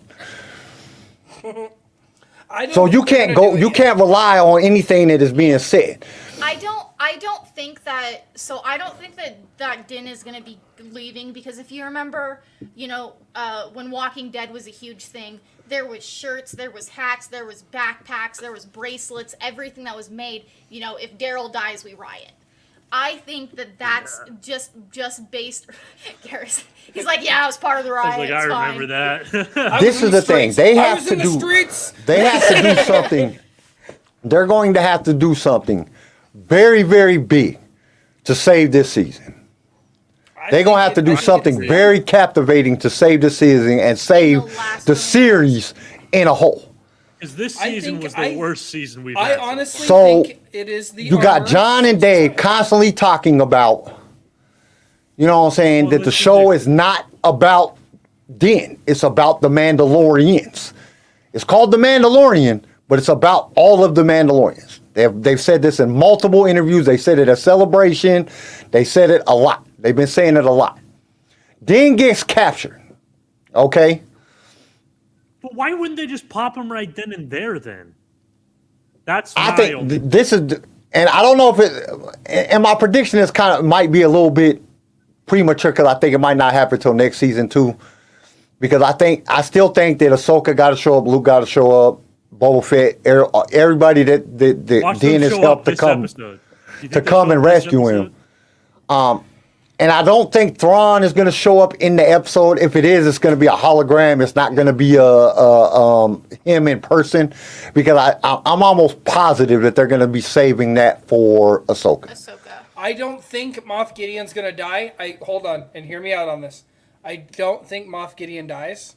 I think he gets defeated again, and then we go back to that in transport he was captured, but Thrawn captures him. I mean, I can see that happen. Well, and I think the armor is the big turnaround.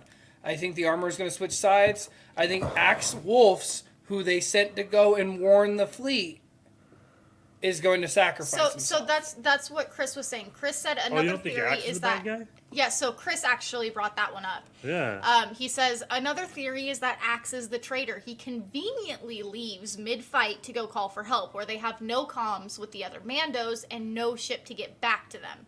Bodhi kind of doubles in on that, says she does seem to have divided morals recently. She made it clear in the past that if you don't wear helmet, you're not a Mando. Now she greets them as fellow Mandos after they take off their helmets. Chris, I don't know. Chris, I think Thrawn might show up, kill Gideon, since Gideon really spoke out against him the last episode to usurp Thrawn. And that's what I think is going to happen. Yeah, I just don't think that Thrawn is going to show up in Wednesday's episode. I think I don't know. what's I going to think happen, they're- I think it they're- will. But I think what's going to happen with Moff Gideon is that the Mandalorians are going to capture him, imprison him, try to transport him to like Conquer Dawn or to where. Well, how they gonna get him off the planet if everybody, all them bombers is going to kill them? Hold on, let's hear me out. It's gonna be all out fucking war. That's what we're gonna see here. Another right? Night of 1,000 Tears. So let's say the Mandalorians take out all those TIE bombers and TIE fighters, right? We defeat Moff Gideon. We come to find out the armor is the bad guy too.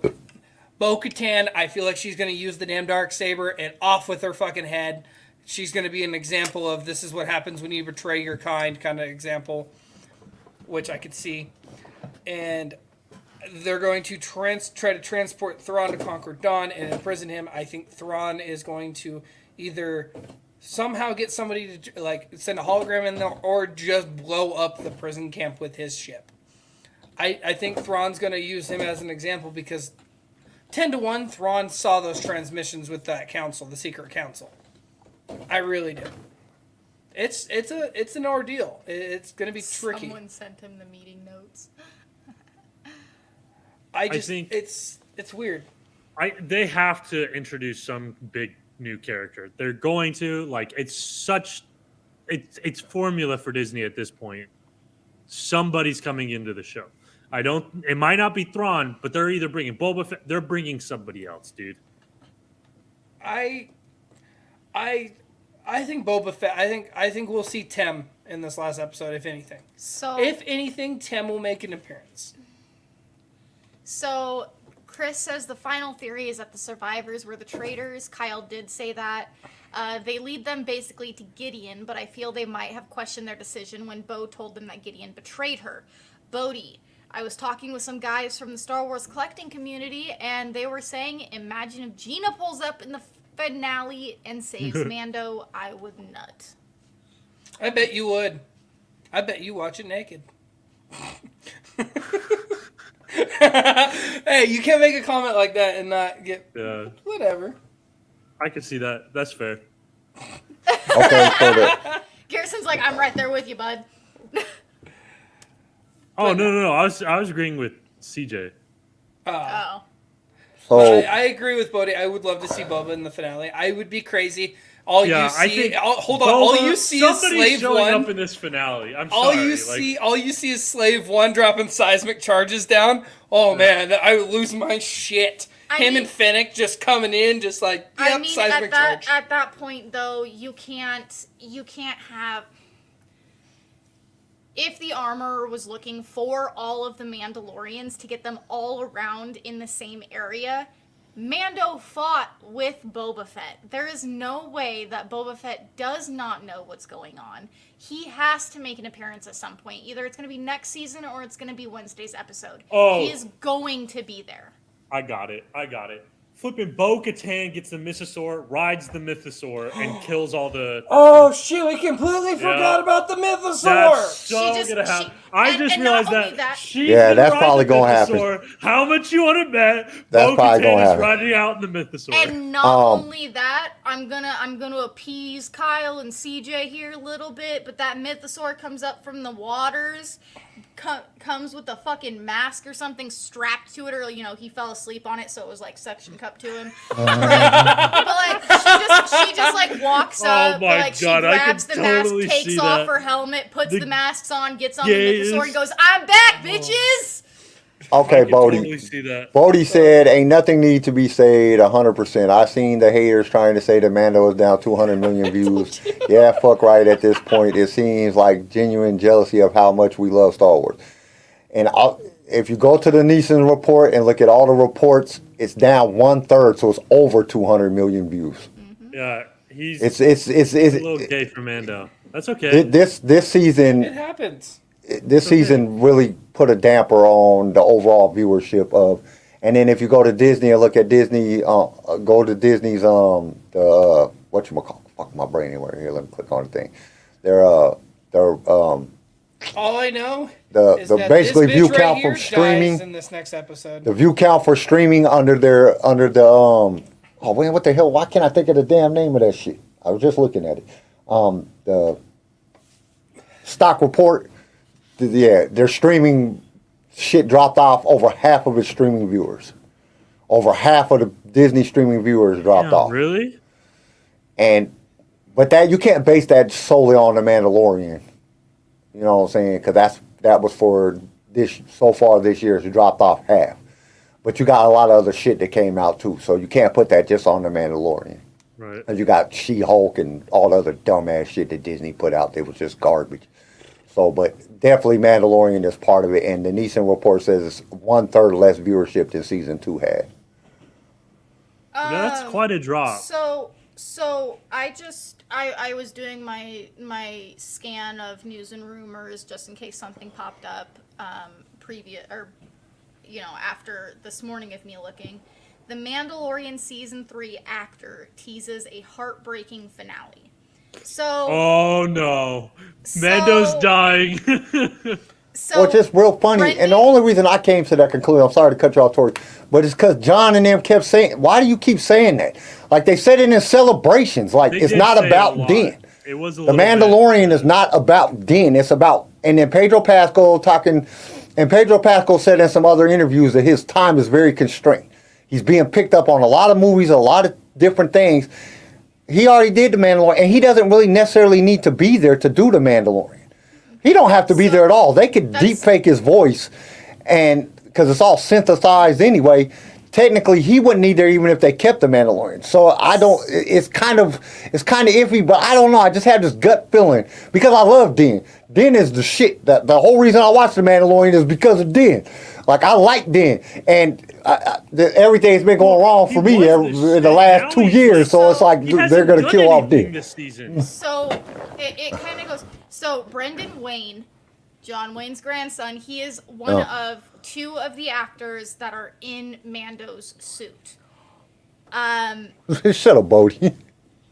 I'm sorry, Tori. You're good. That was good. He says, so it says, he made an Instagram story. In the actor's Instagram story, Wayne claimed that the finale might just hurt too much, indicating that it will be as heartbreaking as the previous installment. This next episode, quote, this next episode is going to make you wish you hadn't asked for more. It might hurt just too much. Grogu will die. No, they ain't gonna kill Grogu. Kill Grogu! No. Grogu's Show supposed to be in the Grogu. damn movie with Daisy Ridley, Right. so Let you know, Grogu die. they ain't gonna kill Grogu. Kill Grogu, so that can't happen. Dude, what if Grogu is the I'd one that I'd rather see sacrifices Grogu himself? die than be ruined.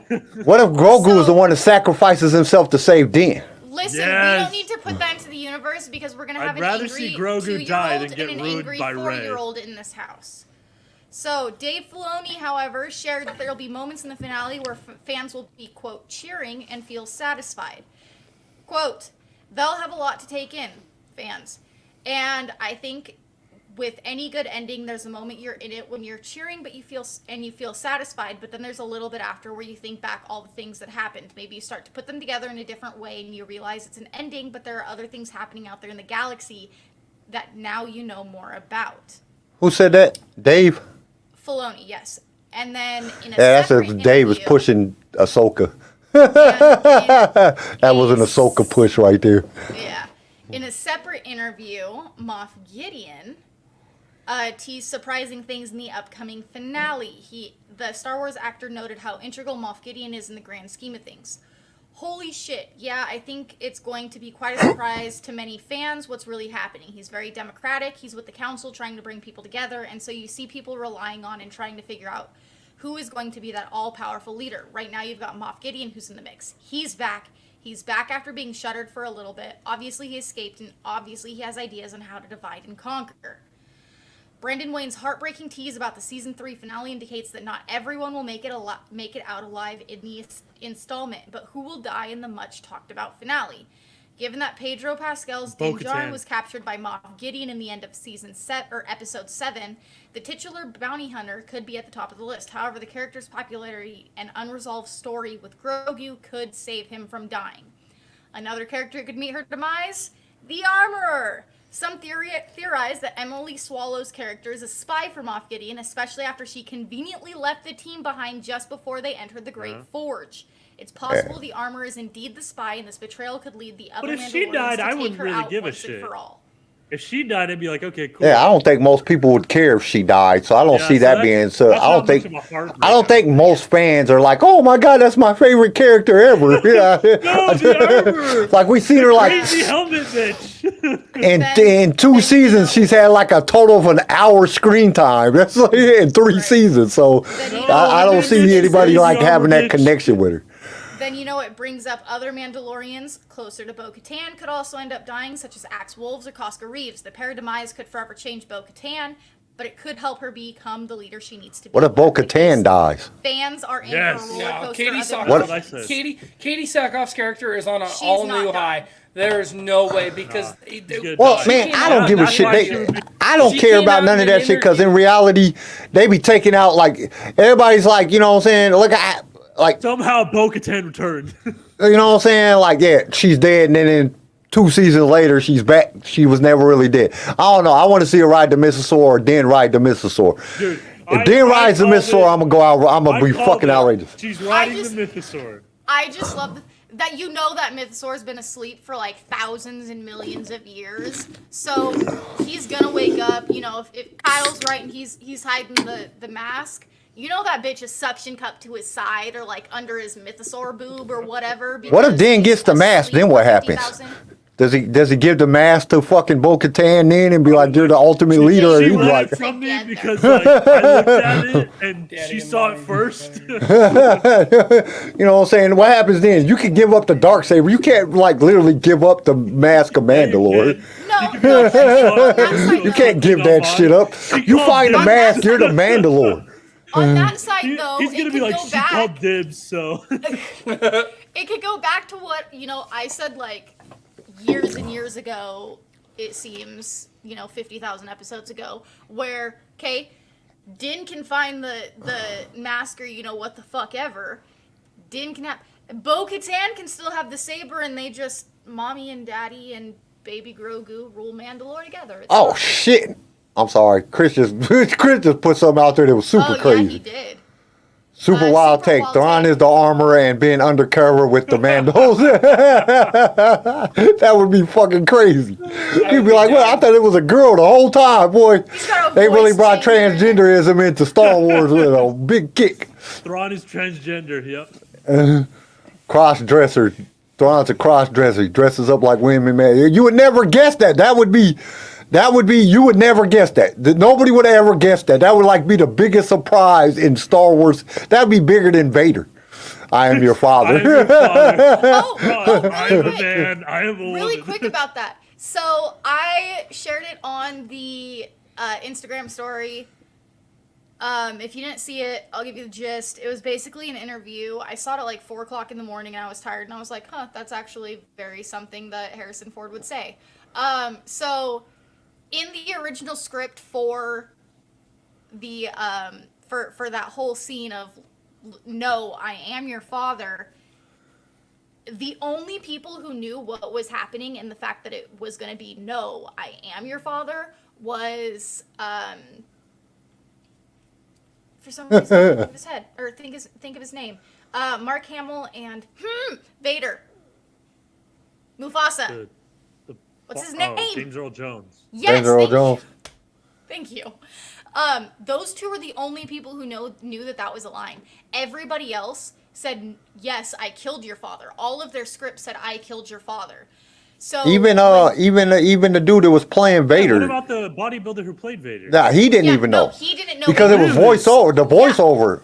It was the voiceover. So when they had their big screening for all of the actors and everything and that whole huge thing, Harrison Ford leaned over to Mark Hamill and was like, "Did you fucking know this?" And Mark Hamill didn't even know it. Originally, when they originally did the original scene, because it's in one of the, I can't, which one is it? George Lucas takes over Star Wars or whatever, whichever one of the documentaries. Nobody knew about it at all until the screening when the voiceover was done. Because he said, I killed your father, and of course his part was to say no and do all the same shit. And then when they did the voiceover, that's when everybody found out. Nobody knew about it. George Lucas said that himself. Only person that knew about it, like from the very beginning, was when he changed it, because George Lucas actually changed it. During filming, he thought of the idea. Then he had James Earl Jones say it, and then everybody else found out during the screening. Well, Mark Hamill found out, George Lucas told Mark Hamill, but the original scene, the way it was recorded, I killed your father was what was said. And Mark Hamill didn't know about it. A lot of people, there was a rumor going around for a long time that they changed the scene during the shooting, but it wasn't changed then. It wasn't changed until the voiceover was done, and George Lucas said that. It was a big rumor that they all knew about it, but it wasn't that. George Lucas said that it was done. He told Luke, I know what you know what. Now I think about it, I think he did know. That's why he did the know the way that he said. I think he told him before the scene was shot. He told Mark Hamill before the scene was shot, right before the scene was shot, and then that's why he did the know. But even the bodybuilder dude didn't know about it. It was put in when James Earl Jones did the voiceover. So it was like, I think it was only Mark Hamill, George Lucas, and James Earl Jones that knew the actual outcome until the first screen. Right. Well, let's get back to flipping Boba Fett. Boba Fett. I don't think Boba Fett and none of them. I don't think Boba Fett. Honestly, I don't think Boba. I think everybody's going to show up in season 4. Yeah, I think the big surprise is her riding the Mythosaur. It's either going to be her riding the Mythosaur or Din dying. And see, the only reason I think that Din might not die, it's just real funny that they keep saying this shit. That's what kind of brought. But I don't know if it's going to be in this episode, because I just have a feeling that everybody at some point they got to bring everybody together to go save Din. Yeah, they got to go full. And I don't think they're going to do it in this episode. I don't think it's going to happen in episode 4. I think something big is going to happen, but I don't think it's going to happen in this. Well, I don't know. It could happen, but I think it's going to happen in season 4. But I do think that, I don't know, I kind of agree with you, because it's real funny that they brought up the Mythosaur and then they had the whole little talk. And, you know what I'm saying? Yes, Dog, it does end in a cliffhanger. Yeah. I already have that feeling. I already know it. Yeah, I kind of have that feeling too, because they're ending everything in cliffhangers. They even ended the last book of in the damn the High Republic series in a damn cliffhanger. Like, why is all these damn cliffhangers happening? Like, why are you gonna leave somebody in the cliff? I just hope that they don't wait 2 years like they did last time to bring out Mandalorian again. I forgot about the damn cliffhanger. I have to rewatch the 3 seasons just to figure out what the hell is going on. They can't go that long. My memory ain't that good. But yeah, no. I'm excited. It sucks that I won't be here on Wednesday to talk about. I don't know. I might chime in on my phone because I'm not bringing it. I might chime in for a minute on my phone. I wasn't supposed to be on this episode, but look, I've been here for an hour and 44 minutes. It's Chris's fault. He brought up Mandalorian. You know I can't go without talking about Mandalorian. Mandalorian is the shit. I don't know. This season kind of fucked it up because now I think Andor is better than Mandalorian. But just for this season. Just for this season. Just for this season. Because this season kind of just fucked me up. They just had a lot of dumb shit that they didn't need to have. Like, if they'd have just, I don't know, if they want to put in all that fluff shit in all the episodes and just made solid episodes, they ain't even got to be good. There was fluff episodes in the first 2 seasons. They were just good fluff episodes and they made sense. They were way good fluff episodes. You know what I'm saying? These episodes was just like, this is pointless. Why is this even here? Like, I don't understand this. Like, why? And I don't like the fact, we knew what the outcome was going to be. We knew that they're going after Mandalore. You know what I'm saying? But it was just like, why? Like, you guys never explained why they're going after Mandalore.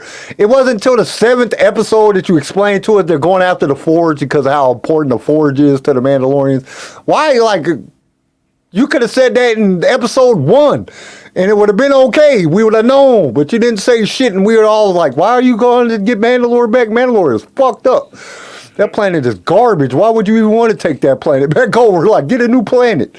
You know what I'm saying? There's a whole bunch of them out there. Just get you a new planet. Shit. The Sith done had about 40 planets. They just keep moving around because the Jedi was killing them. You know what I'm saying? Every time they got a new planet, the Jedi invaded it and killed everybody. So now it just, to me, it's just like, it didn't make sense. If they had just said how important the Forge was, but they waited all the way to episode 7 to say how important the Forge was. You guys are going back to get a Forge. You can't make another Forge. Like, just make a, like, make a new Forge. I'm pretty sure that Mandalore is not the only planet in the entire galaxy that has fucking Beskar on it. There got to be another planet with Beskar somewhere. Find it. Y'all found Mandalore's mask when y'all was all in Revan. Y'all pretty sure y'all can find a damn. Y'all was searching every planet in the galaxy for Mandalore's mask because you didn't know where Revan hid it. If y'all can do that, y'all can find a new planet that got Beskar on it and just go take over that planet. You know what I'm saying? Galaxy, man. It's huge. I don't know. Just season 3 just didn't, like, there was just, I don't know, man. Like, this last episode, I liked it. Episode like 2 and 3, I liked, but the rest of the episodes, like, that's 3 out of 7. You know what I'm saying? Like, the other episodes were just pointless to me. They were like, why is this here? But that's just me. I like it. If you put it in a whole, I say I'm about 50-50 right now. You know what I'm saying? I'm about 50-50. It's about a 5. The entire season is about a 5. We'll have to see what next week brings to, if she rides the Mythosaur, I might just have to bump it up just 2 because I think that'll be dope as shit. But then I'll be like, you kind of copying freaking Book of Boba Fett now. He rode the fucking the Rancor. Now she got to ride the fucking Mythosaur. Like, now you're just copying off. Y'all just taking shit from each show, and that's gonna kind of make it dumb. It's gonna happen. It's gonna happen. I hope it doesn't happen because that's gonna be. It's gonna be dope to see. At this point, it's gonna be dope to see, but then it's still gonna. It's not gonna be as exciting because we already seen it in the Book of Boba Fett. He rode the damn Rancor. Now she rides the Mythosaur. Like, we're supposed to be all like, ah, she rode a Mythosaur. Okay. Shit, like, that's not no big deal. Boba rode a Rancor. So what? Mandalorians ride shit. You know what I'm saying? It's not that big. It wouldn't be that. Now, if Boba wouldn't ever rode the Rancor and then Bo-Katan rode the fucking Mythosaur, we'd be outrageous about that shit. Like, oh, God, that's fucking dope and shit. But you already did it with Book of Boba Fett. Quit copying. Quit doing the same shit over and over again. We don't even know yet, so don't criticize something that hasn't happened yet. I'm not going to criticize it. It's still going to be dope. I'm still going to like it, but it's just not going to be as exciting as it would have been if Boba never rode the Rancor. You know what I'm saying? I'm not going to like it. Well, writing shit is just something that's part of writing beasts is something about Star. Bane rode the fucking dragon, and he flew that bitch between 2 planets. You know what I'm saying? So that's Crazy. dope as shit. Writing shit is exciting. I mean, when Boba Fett rode the Rancor, it was exciting, but Bane rode a fucking dragon from one planet to the next. That's dope as shit. Yeah. So it was still dope, but at the same time, it wasn't like this big, super exciting thing. Then you turn around and you have Bo-Katan ride the Mythosaur. It's going to be dope to see that shit. Like, oh, that's dope as shit. She's riding the Mythosaur. And that's something that we know that the Mandalorians is really known for, riding the Mythosaur. Right. I mean, it was brought up in season 1. It's just not going to be as exciting as it never happened before. And this was the first time we ever got to see something like that or hear something about that. It would be way better. Yeah. So it doesn't, instead of getting, 3 points right off the bat, now it drops down to like 1.5. You know what I'm saying? Because it's already been done. It's dope to see it, but it's, it's not nothing that's super exciting because it's never been done before. I want to see new shit. I want to see new shit that's never been done before. When they start doing some shit like that, and I'm not talking about no Jack Black and fucking Rizzo showing up as some pampered ass kings and queens and shit type shit. I don't want to see no new shit like that. Hey, there was I posted on TikTok. There was a meme that's running around that says the dude that played in Back to the Future. What's his name? Michael J. Fox. Oh, the other dude. No, the other one. The doctor. Yeah, the doc. It said. Shitballs. You're talking about Dr. Brown? Yeah. Yeah, but what's the actor's name here? I'm gonna look it up. This shit is funny. It's Christopher Lloyd. Yeah, Christopher Lloyd. It says Christopher Lloyd in The Mandalorian, and then it says Christopher Lloyd, man in the DeLorean, and it has a picture of it. Oh, I saw that. Instagram, yeah. Yeah, so I posted that shit on TikTok. I was like, that shit funny as shit. I got to reuse this motherfucker. That shit's funny as shit. But I think there's just a lot of different things there's a lot of different things that could happen, but I think Din is going to die at some point. I think Din is going to die. It's going to push Grogu to, follow Bo-Katan or whatever, get better training as a Mandalorian. He's a Force-sensitive Mandalorian at this point. And then it will follow for him to go into the movie with Daisy Ridley. Because it's real funny that the rumor was that Grogu and Daisy Ridley was going to be in a movie together. Then all of a sudden, Daisy Ridley is coming back to Star Wars. There's a bunch of stuff posted about her being back in Star Wars. Now there's this rumors jumping back around again. It's just too convenient for me.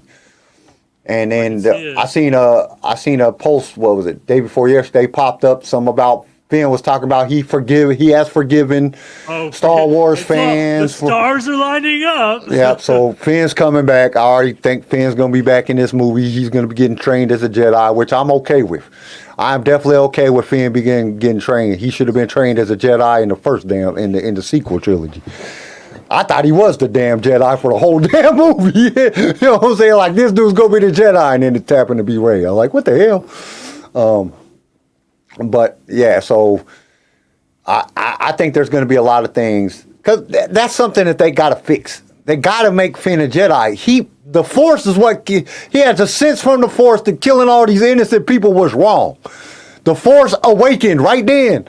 And then you take his Jedi spot. That ain't cool. You know what I'm saying? You got to redeem that. You got to fix that. If you are Disney, you have to fix that. You got to fix that. Now, I don't know if we start seeing a bunch of shit popping up about, what's his face, the guy that plays Poe Dameron, then we definitely know all things are in line. And it's going to, I'll watch it just to see Poe. Poe is the shit. Poe is my favorite character of the sequel trilogy. He was funny. I did like Poe. He did a great job acting. Naked licking bag. Him talking to fucking what's his face? He said, "Your mom." I love when he That's talks, fucking I hilarious. love when he talks to BB-8 Finn naked licking bag. Did you fry a chip? He said, "I got a message from his mom." Hux, Yeah, pasty, kind of skinny. that shit is hilarious. That's the best part of the whole that. movie. I couldn't help but laugh when I watched that. Pasty, kind of skinny, red hair.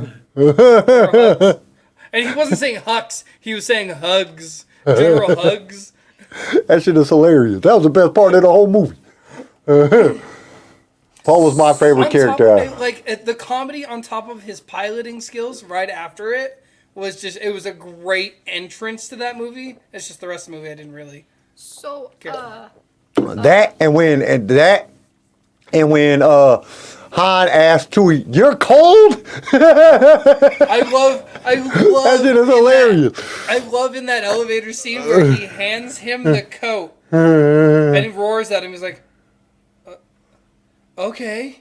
Like he just looks at him like, "Do I really need this right now? Like, thanks for the coat." I think the funniest part is in Force Awakens, though. He's like, "Can I borrow that?" And he uses fucking Chewie's bowcaster. oh yeah, I gotta give me one of those. He's like, damn, yeah. I've been with you for 40 Wanna plus go years, to- and I've never. Okay, wait a minute. Hold on. We're getting, hold on. they're getting into some beef in the They're chat. getting some beef. Bodie in 5 movies is getting into some beef in the comments. Says Andor is too smart for some. I liked it. It's about politics. Needs some you smart. gotta- Not everyone is about to laser the sword, and that they're going back. Don't know shit about the world. Kyle, you gotta go to the I love beginning of this Yeah, you gotta fight. go all the way to the beginning. So I thought that was the beginning. No, wait. I here. love this. He goes, "I'm sorry." The beginning of All right. this fight is where Bodhi starts and says it has no rewatch value, No. and I'm not the You gotta go only- even farther. Oh, He it says, is? "I'm It goes sorry, up. but believing they are down 200 million views is just brain dead. Oh yeah. Ahsoka trailer would have 100 million views. I'm like, I'm sorry. Brain dead is being so in love and fanboy over something that you can't accept that it's not as good as other things, but that's okay. And then he says, he says, we found glad- Disney to enjoy, but it has no rewatch value. Finale was trash and the best character in the show they forgot about. Andor just seems like Star Trek to me. 5 movies says it has plenty of rewatch value. How insane. Jack Black is great, but that was not a great moment. Then he says It has no rewatch value. I'm not the only fan that says it at 5. 5 says you are wrong. It has plenty of rewatch value. You're not a fan. Andor's too smart for some. I liked it. It's about politics. Needs some smarts. Not everything's about laser swords and things going boom.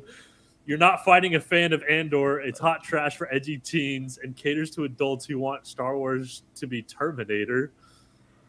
Right, not Fives. fight, because he spelled it wrong. At Bodhi, edgy teens knows no shit about the world. There's nothing smart or complex about Andor at 5. You just need to feed your ego. And then Bodhi's like 2 million. That's a lie. 200 million. 200 million. That's He's a lie. very The numbers don't upset. add up. Actually, They're it's more than getting 200 salty. million. 1/3. They said 1/3 on the Yeah. Neeson report. 1/3 of viewership of Mandor, it dropped by 1/3. You figure you got damn near 1 billion people watching at season 1 and season 2. It was like, for total views was over 1 billion. So 1/3 of that, you're dropping. That's that's more than 200 million. That's like 333 million views lost, and that's going off with the numbers. That's the actual numbers. So and half of Disney's streaming service dropped off, which I know you can't blame that all on Mandalorian, though. You can't, because there's just too much shit on Can't blame fucking. the streaming service over just Mandalorian, but you can blame the third of viewers lost. Yeah, third of viewers. They lost If you third of don't the get viewership Andor, of the you're an actual. idiot, seriously? Damn, What? guys. Damn. Oh, I right. don't agree with that. Okay, Yeah, so Chris, let's- why can't we be friends? Ain't no arguing. Be Everybody friends. don't hold up. Everybody don't have to like everything. That's one thing that we definitely all agree Hey, on here. However, Bodhi did start it by calling people brain dead. So Star Wars ball. Hold on. I'm not done here. No, it's not, bots. The numbers just do not add up. This is like believing how many Instagram followers someone has. so And you're thank you. saying I have the amount of 13K people who watch followers Mandor is on even our less? Instagram. Wait a minute. Hold on. Hold on. So the amount of people who like the new season of Mandalorian is even less then? No, this is the thing. The Neeson report, that's what they do. So Disney has to report Just wanna to the Neeson report how many actual viewers watch per episode. They have to. It's by law. It's part of the production, production whatever thing that the Congress put in back in the day, because people were lying about how many viewerships they had on sitcoms, and that's what the Neeson report does. So they can't. Disney has, well, unless Disney's lying, and I don't know why Disney would make it lower. They would make it higher. They wouldn't sit back and say, "Oh, we lost 200 million views." Oh yeah, we gained 500 million views. You know, they wouldn't lie. They wouldn't lie to make themselves look bad. So you know what I'm saying. And there's multiple different organizations. You can look them up. That the Production Trade Federation or whatever the hell it's called has to report to viewership of every episode, because now that everything went to streaming, they got new rules that they have to show the data. So the numbers of the Nielsen report are not a lie. It's actual factual numbers that they got from the companies. They have to show proof of their viewership. So, That's not to saying it's bad. It's just people. It's like somebody like me. I'm like a 50-50 on the season. It's not to say that it's bad. It's just not. It's not getting the viewership that the. That is kind of bad. It's not getting the viewership that the first two seasons got. But then you have to take into consideration too that we're on third season. A lot of people. If you go back and look at The Walking Dead dropped off by the end of the second season. They dropped off 50% of viewership, and Walking Dead was huge. Got bad too. No, Walking Dead got bad. Well, people get tired of people. A lot of people start watching series, and they'll get through 1 or 2 seasons, and then they drop off. Stuff comes up. They got to work on that day. There's all kind of different things that accumulate those numbers. It might not be that people don't like it. It might just be the situation. Plus, you got to remember, season 1 and season 2 were both aired on Fridays. Got to take that into consideration. 1 and 2 were aired on Fridays. 3 went to Wednesdays. You're gonna get a drop there because people work. Friday is perfect fucking day. You got a lot of people. More people have the weekends off that they have to work than they have to work on the weekends. That's statistical fact. So when you think about that, now you're on a Wednesday. People don't take the time to watch it. You know what I'm saying? Then the weekend come, you got kids, you got shit to do, you're out running around, you're partying, whatever the situation may be, and you just don't watch it. There's a lot of things that go into the thing. It's not necessarily saying that it's bad, even though I think it's pretty bad. Dude, but I'm sorry, there's but a lot of things that apply to that. He's like 200 million views on a trailer. Views on a trailer doesn't correspond to views of an entire show. What the hell? Y'all done went all left field on this shit. So guys, we just had Star Wars Celebration. Look at the views on the trailer, on the trailers. Oh my god. That's what I'm saying. Bodhi. Trailer does not translate to fucking show. Mandalorian. Tons of great television shows, never gain rating desires, tons. Life gets in the way. At 5, my beard isn't on my neck. It's in between a woman's legs every night. Don't cry. Andor is the worst Star Wars. That was true. You wouldn't feel the need to say it. And with that, Harrison's gonna push the news and rumors button. We've been going over news. We don't need that button. Yeah, that's true. Yeah, we've been going. And honestly, there wasn't that much in the news. Everything's still talking about Celebration. Yeah, I do have a couple. Okay, hit the button. Hit the button, Hit the Garrison. button. I love this. This is great. This is Alton Castle for the only news you need, the HoloNet News.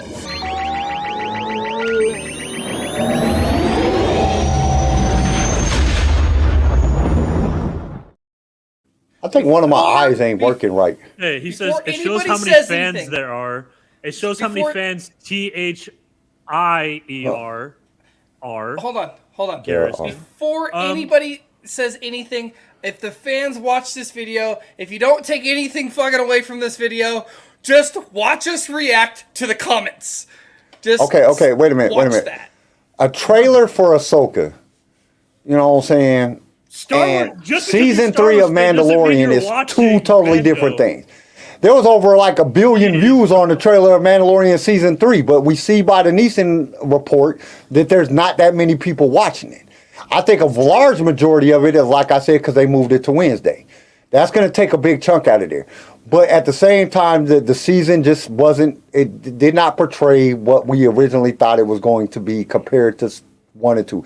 If you compared it, like if you put numbers up and you look at the numbers and numbers don't lie, Season 1 and 2 were freaking awesome. And in season 3, it fell short. It's okay. You know what I'm saying?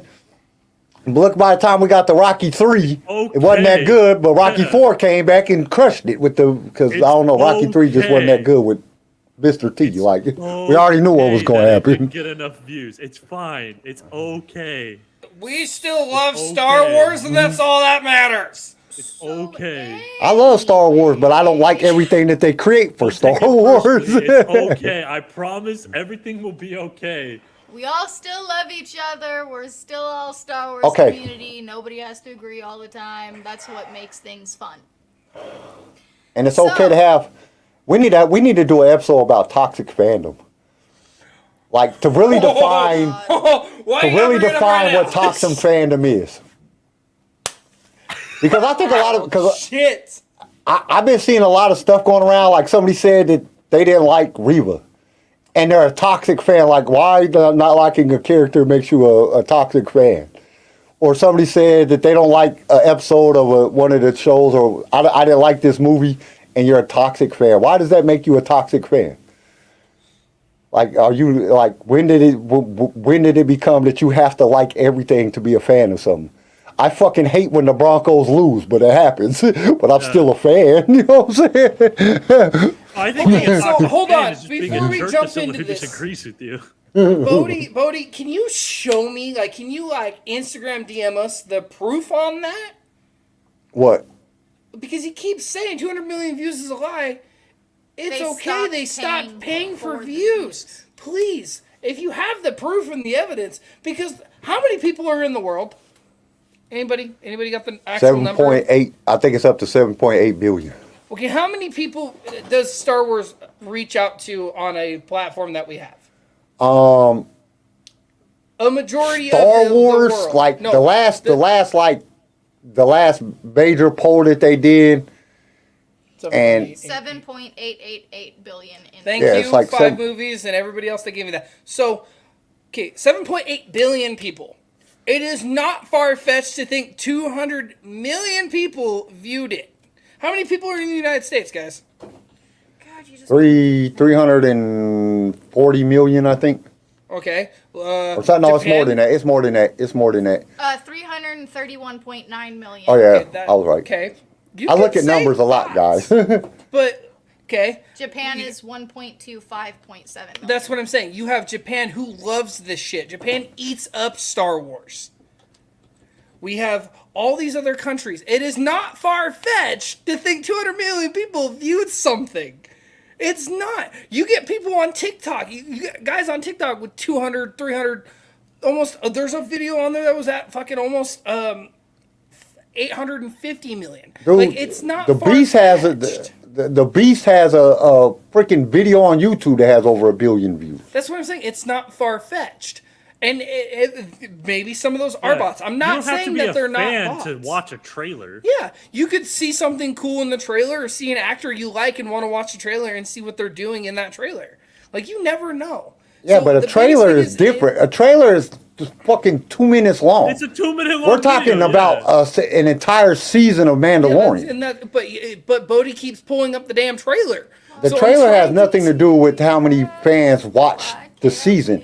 And the Neeson report and all them showed it that is down 1/3% of the overall viewership, and that's their job. That's what they do. You know what I'm saying? They compile the information from the different companies that shows us the overall view count for any show that you want to watch. It says right here, the update shows lower viewership number for the 3rd season premiere of Mandalorian than those of the 2nd season. More alarmingly, the 3rd season opener had the lowest rating of any Mandalorian episode since the Neeson started collecting data on the series with its 2nd season. So, but the biggest thing is another thing. CW, Kyle, you're a DC fan. The CW is a prime example of this with Arrow. 1st season and 2nd season of Arrow, most viewership numbers CW has had since Smallville. Supernatural. No, Arrow is top Supernatural. Oh, I know for a while there, Supernatural was the only thing keeping CW alive. Yes, but when they brought in Arrow's first 2 seasons were all-time high numbers. Season 3, the lowest numbers they've seen since the last season of Smallville. So the thing is with that is you're going to have up and downs in seasons. Things are going to change. Days are going to change. If anything, well, I don't like you much for your comments half the time anyway, so go away. I love Arrow. I didn't like Arrow. I like Arrow. the Flash better. Don't get me wrong, I love the Flash. And Black Lightning was pretty dope. I love the politics that they had in Black Lightning. There was a lot of good politics in Black Lightning. Whoa. He said he was joking. I don't know if you were there for that, but that's fine, buddy. You guys can throw shade at each other. I'm just trying to prove a point here. There's always a season or two. Let's say we have 6 seasons of Mandalorian. There's going to be 1 or 2 seasons that aren't going to be the best, because you also got to think Lucasfilm and Disney are working on 40 billion things at once. Dave was also not on set because he was focusing on Ahsoka, so you're not going to have all Dave's touch to it. So there's like... And Dave only was part writer in 2 episodes. Yeah, and so you're going to sit there and you're going to see a lack Which were the good episodes. Yeah, you're going to see a lack of what we used to see when we don't have the same people creating. You know what I don't like?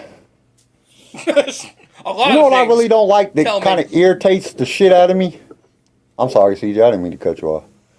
But I really don't like that. If you go right now and you go on like Disney and you go on Wikipedia and you go on IBM and all or IMDb, they just everything says Jon Favreau until the episode comes out, and then you find out that Dave wrote part of it or that they had another writer. They only say John on everything. Like this last episode, Dave and John already said that they wrote it at Celebration. But it only says Jon Favreau on it right now. Until this episode comes, it don't tell you shit about the episode until the episode comes out. So they can have plausible deniability. So they can air it and then re-edit it. I didn't make shit. I was not here for this. We're blaming Deborah Chow. It's just crazy because, like, you know what I'm saying? Like, you don't have to tell me the plot point. But, like, you know, at least tell me who the writers was so as I'm researching stuff, I know. You know what I'm saying? Like, I got to wait till the shit comes out before I can find out who the damn director was. Like, just put it out there. Who cares? You know what I'm saying? Like, why I got to do all this shit? Like, they just make it shit. Because, see, that's what I do. That's my skill. My skill set is I know how to research shit. I can find out information. That's what I do. That's what I went to college for. Well, one of the things I went to college for. I enjoy doing it. So when I'm looking on there and Disney's like, fuck you, we ain't telling you shit, I'll be like, damn, come on, man, at least give me who the hell wrote the shit. You know what I'm saying? Like, what's the name of the episode? How is that going to hurt anything? What is it, just chapter 24 till it releases and then now it's got a name? Why do you do that? What kills me, though, is when it drops at 2 a.m., it'll just say chapter so-and-so, and then when it hits Wednesday during the day, it'll give you the name of the show. It doesn't give you the name until like hours later, and it's like that shit is stupid. But never seen. On a lighter note, like I said, statistically, every show has their ups and downs, and it's okay. You don't have to take it personally. Yeah, so that's my thing. I think that's okay. That's my definition of toxic fandom. Anybody that discredits somebody else for not liking something that they like. Like, why can't we have different opinions about shit? That's the problem with the world. Everybody gets offended. Like, I don't get offended if Garrison said that this episode sucks. That's your opinion. I thought it was fucking amazing. Kiss my ass. You know what I'm saying? However, I will get offended if you say Revenge of the Sith sucks, because then yeah, I will get offended. Yes, I will. That's the greatest fucking movie ever made. I can agree it was the worst movie ever made. I can agree with you guys. I'm kidding. You a little bit scared right now? Yeah, because I'm right next to you. I'm not right next to them. I'm right next to you. I'm not right next to them. I'm not getting 3 hits. I'm getting 1 from you. I just don't like that. You know what I'm saying? That it really goes into this point that there's a big argument about whether or not we don't have. Why does anybody have to like everything? Like, there's shit there's things that I like in an episode that I might that I like in the episode, and then there's things about the episode that I might not like. Like if it got poor fucking audio and the audio's all fucking gappy and shit, that shit drives me fucking crazy. And I know that has nothing to do with like the directors or the actors or anything. That's editing. But you know what I'm saying? That's just my point of view. I can't stand when the fucking audio sucks. Or when they got bad music. Like, you got this fucking dude getting his head cut off and you got some old happy-ass music. Like, what the fuck is this? It's not supposed to be happy time. This dude is dying. You know, you need some suspenseful music. Or when a fucking blaster goes off and the fucking sound for the blaster don't happen for 3 seconds. Like, you're just sitting there like, okay. This dude is already dead and you ain't even had a sound yet? Pew! What the fuck? Oh, God, I hate that shit. It just drives me nuts. I hate when the CGI is fucked up. You know what I'm saying? I hate that shit. Like, when the shit looks fake. Like, when it looks just terribly fake. Like, oh, like a little bit, like, if it's a little bit messed up, it don't bother me too much because I know that shit is hard to do. It's not no easy task to create something from scratch. Even on a computer, it's not easy. But when the shit just looks like a cartoon character, you know what I'm saying? Like, what the fuck is this retarded shit? Shit bothers me because it makes me think that they didn't care enough about the creation of the shit in the editing or whoever's doing the CGI or whatever. They didn't care enough to make the shit look good. They just passed that shot. That shit bothers me. I get it when it snows in April. No, it snows in April a lot where I'm at. It happened here. It literally, we had like a 74-degree like Monday or Sunday, and then the next day I'm going to work and it snowed outside, and I'm like, you know what? I am not happy with this. I loved the 70 degrees outside. I don't need your shit right now. I don't. All right. We already hit the news and rumors and been talking about other shit for 20 minutes. Tori, sorry, I know we all cut you off. I still love you. I was just playing my game. It's fine. Oh, you're playing a game? You're supposed to be in a conversation. You're supposed to be talking shit with the rest of us. Or at least calling us idiots or something. You know what I'm saying? Supposed to do something. What do we have you here for, Tori? I need a button. I need someone to program a button that I can push that just goes, stupid. You're an idiot. You're wrong. I need a Staples easy button. You're wrong. Hey, you and Bodie got to get together. Garrison, Bodie's in Arizona too. Y'all should go have a beer. You can argue about Star Wars for 3 hours. Oh, no. He thinks I'm brain dead. I probably shouldn't be drinking beer. And you critiqued his spelling. Well, it was wrong. Yeah, I can't. You're a grammar Nazi. You come at me for it. Anyway. Hey, y'all don't want me to spell shit. If I get on here and start typing shit, y'all be like, what is this fucking pig Latin? Your text messages drives me nuts, My spelling sucks. It's MS brain. Yeah, MS brain. I blame it on MS. I used to be able to spell good. I used to be able to spell well, Kyle. Yeah, something So like that. grammar isn't a thing Garrison. either. Yeah, grammar ain't a thing. MS brain fucks up all that shit. I blame it on MS, everything. I blame on MS now. Okay, so Wrong. wrong. All right. All right, go ahead, Tori. Okay, so the season 2 trailer of Andor was premiered at Celebration. How many views did they have? I was waiting for it. Garrison! It had 200 million. It had 200 million. Oh, shit. So basically, it's going to be 3 episodes apiece, a story, before Garrison gets overly critiquey about the next season of Andor, before I get overly love Andor. Before I get overly critiquey over the next season of Andor. There's going to be 3 episodes. Those 3 episodes are going to tie into one story. The next 3 episodes are going to tie into another story, and there's going to be years apart. The next season's going to be leading up into Rogue One. Yeah, it's 1 year per 3 episodes. I'm going to be honest. That's going to be tough to pull off, dude. Yeah, that's why I think that That's going to be tough. it might drop below. A Mandalorian might overtake it again after they try to ram all that shit into 3. That's tough These episodes to are going to be long as shit. Yeah, that's They're going to have to be tough to like do. hour episodes every time to keep up with that. That's hard. I don't know. I trust Gilroy. Yeah. Andy Serkis has been confirmed in returning for Yes! season 2.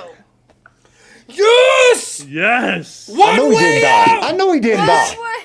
I know he didn't die. Andy Serkis returned. I am totally okay with that. Did you guys see on his Instagram that somebody at a Comic-Con brought him a flotation device? It's a photo of That his- is great.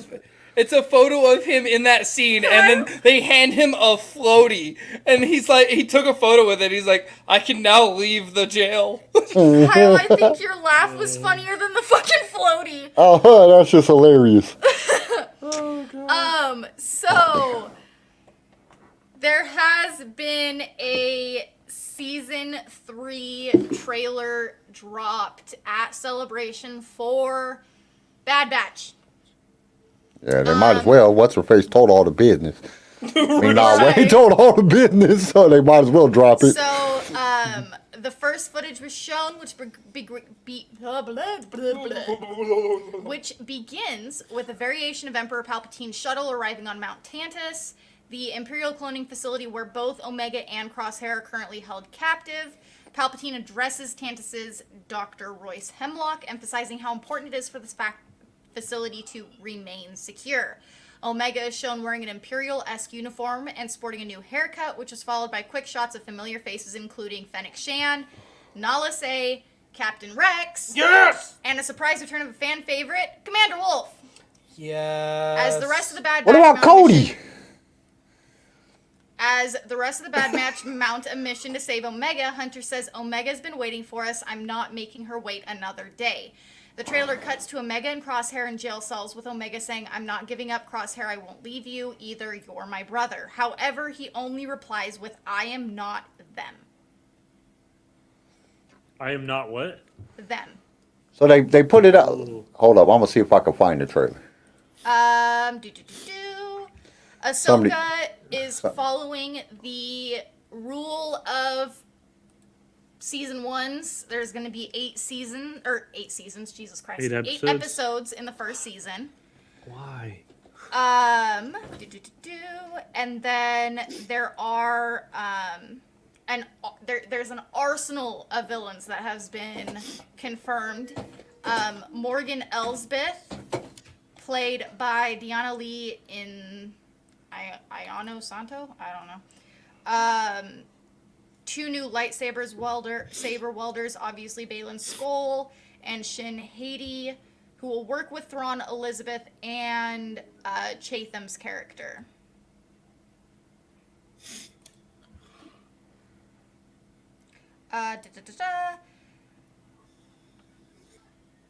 Xander Berkeley is Gillian Cullen. Gilad Paleon, a Legends character who was served as the right hand. So yeah, he's back after, coming and out of Legends. It's not quality control. What? He said Skeleton- quality control. 8 episodes. Love it. Skeleton Crew, the first trailer was also released. Ooh. I'm still I don't know how to feel about Skeleton Crew. We don't have a lot on it. I know. I do like the actor that they have. Like, he's a good actor, but I don't know.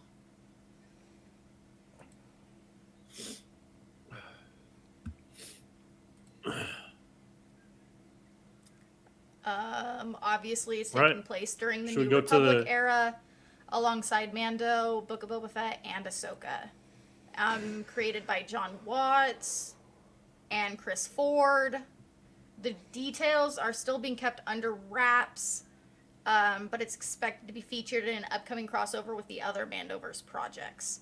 The Ahsoka season will lead straight into season 4 of Mando. Ahsoka season. Okay. So it'll be Mando 3, and then there's Ahsoka, and then Ahsoka, after Yeah. that season is over, it'll lead straight into season 4 of Mando. I mean, So that makes Ahsoka sense. will probably, more than likely, be in Mando again. So Ahsoka's probably not even going to be in Ahsoka, to be honest. It's probably going to be about somebody else. Wow. Get over it, Garrison! Just kidding. All right, check this out. Hold up. Okay, I'm reading this right now. So somebody put out a video. I'm going through videos on YouTube looking for the Bad Batch season 3 footage, and somebody put out Bad Batch season 3 leaked trailer footage HD Star Wars Celebration. It says, and it's literally the whole video is a thing. It's like a piece of paper on the screen. It says the footage begins with Emperor visiting Dr. Hemlock leading the Empire. It's just a paper. The whole video is just a paper. It's a 1 minute and 3 seconds long piece of paper that explains everything. There's no video. It's just some music playing with a piece of paper on the screen that explains what it is. Like what happens. There's no video. Like, that is crazy as shit. Like, here, I'm going to see if I can share my screen and show y'all what this shit is. This is the whole video. I don't know if it'll work.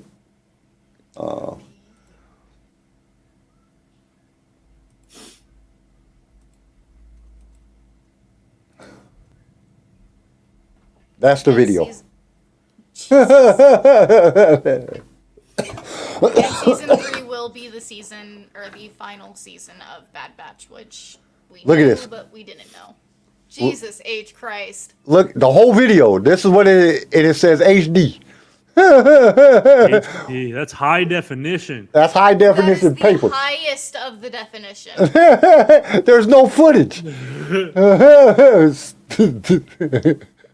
But right. people, and you know what? How many views? That shit got 182,000 views on that shit 182,000 views. for a piece of paper. Oh, I gotta fix the People screen. will watch it. It's like cutting my head off. Can't nobody see me. All right. Quiz? I didn't do a quiz, remember? I know. Oh, you're gonna do it. Okay, I yeah. can do the quiz, or Tori can do a quiz. Go grab the cards. No. I mean, I have a quiz that I'd already thought up. We were doing this for the Get after special. it, Garrison. All right, let's do it then. Yeah, I mean, it's not going to be too hard Star Wars-y, but we'll see what happens. All right. Stop right there, you rebel scum. Prepare yourself for the Star Wars Impossible quiz. Blast them. All right, so this quiz was originally written to go with the Mount Rushmore theme, and it was going to kind of be a little bit about like U.S. history or U.S. like civics at the same time, just to see which you know more of. So, Tori, my hopes are high for you. All right, first one. This one's pretty easy. You should know this. How many lightsabers does Anakin use throughout the entire movie saga? 2. 3. Which ones? He uses he uses a green saber in Attack of the Clones. We don't And- know. That is not confirmed. He also uses a blue one, which is And his a red personal one. He uses Obi-Wan's one that was lent to him. There's actually 4. Yeah, There has to 4. be- Yeah, 4.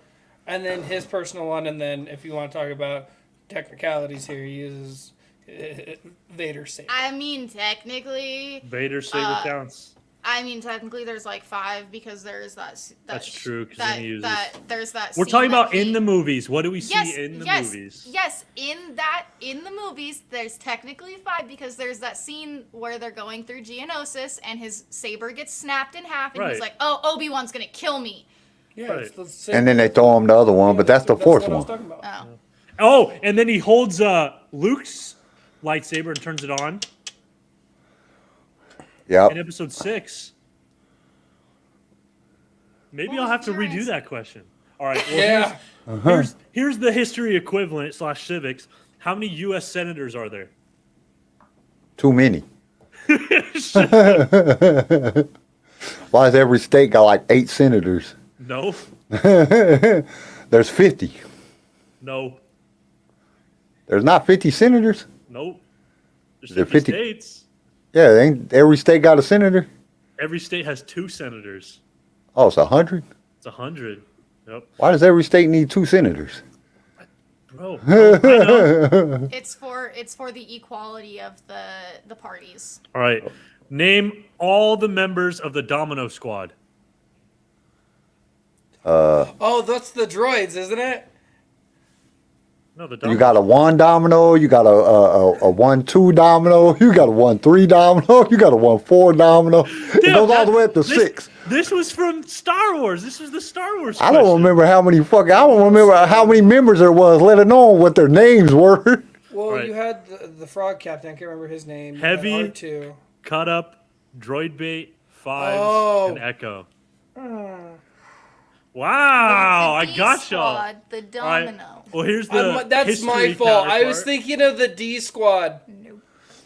Here's the history counterpart. Name all the members of the Axis powers in World War II. I wasn't born yet. I don't know who they are. You didn't learn that in history before they deleted our history books? Axis. Shit. My It brain was does not the wanna work. president. You have No. you have. It no, was you have, the Italy.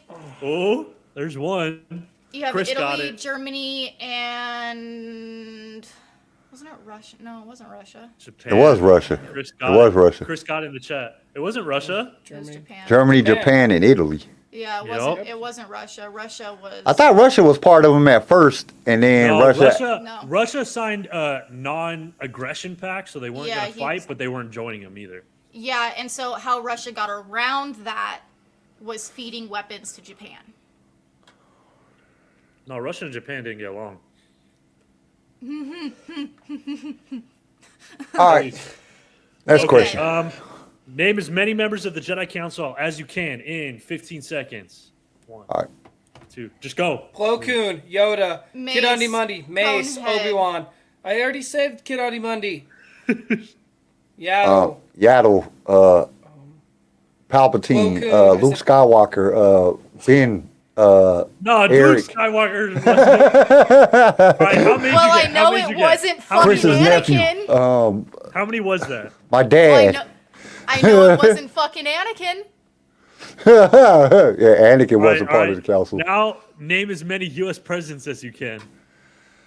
Bush, Eisenhower, Carter. Trump, Obama, Clinton, Jackson, FDR. Not bad. FDR, He got it. He got it. All right. That's pretty good. All right. shit, Eisenhower, Lincoln, George Washington. Kennedy, Both Kennedys. Yeah. both Bushes, Both Bush. George Washington, Thomas Jefferson, James Madison, then James Monroe, John Quincy Andrew Jackson, Martin Van Buren. Never learned a song about You it. never learned the song? No, I learned the grew song, up but in I a don't remember farm that town. shit. We didn't give a shit about the presidents. We learned more about agriculture growing up than we did The about president took over after the CIA blew off Kennedy's head. It was that guy. What was his name? I don't remember. All right, you got it. We'll go back to the Star Wars. All right, what was Admiral Thrawn's real name? Admiral Akbar. No, No. Thrawn Uraldo. Yeah, it's Geraldo. I can't say his name. Steven. Ronald McDonald. No, it's Geraldo. Really? It's, I thought somebody yeah. would get this. It's It's Mithra Neuro. yeah, Mithron, Geraldo. Yeah. Fucking weird name. Mithron. I forgot the Mithron. All right. What were the first names of the Wright brothers? Oh, Dennis and Clyde. Right. Oh my God, Orville and Redenbacher. I have one right. of them. Orville's right. Yeah. It's Orville's right. And Clyde. Orville and Clyde. Clyde. Wright brother. Who were Clyde the Wright just seems like brothers? one of their name, Clyde. Why? You just look at the photo. He looks like a Clyde. His name is Clyde. It is not whatever the book says. It is Clyde. Did you say, Garrison, did you ask Wilbur. Hi, yes, Chris Chris got got it. it. Garrison, Wilbur. did you ask who the Wright brothers were? Yeah, Oh, you I was said like, what? do you guys even know who the Wright brothers are? Yeah, I the just Wright wanna make brothers sure were we're the on the ones same that page. stole the patent and all of the glory of creating the airplanes, even though there was already a dude who created the planes years prior. But they flew it. Yeah. And they get the credit. All right. It's like Finish Tesla. this quote. Finish this quote. Who's the more foolish? The victor or the Damn it. It's from Star Wars. Yes. I know, I'm thinking about it. Oh.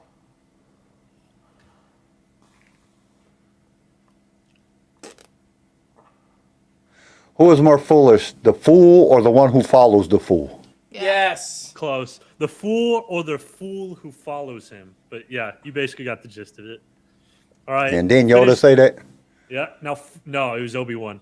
Oh. Now finish this quote from history. Doesn't Yoda say, wait, hold on. Doesn't Yoda say that shit in the first episode of Clone Wars?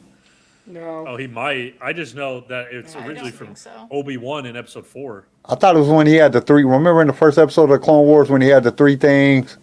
I try not to remember the Dark Ages.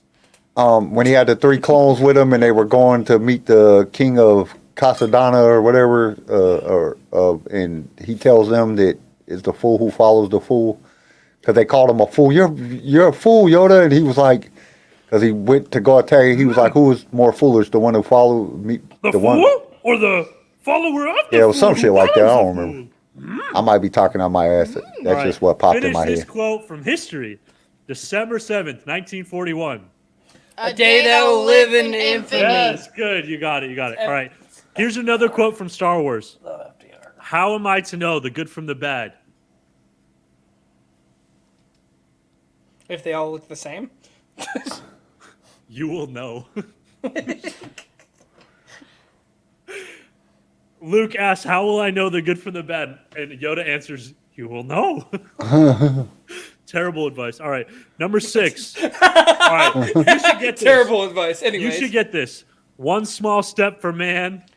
One giant step for Star Wars. One giant step for mankind. One giant leap for man. For mankind, yeah. All right. Last one. Last question for each.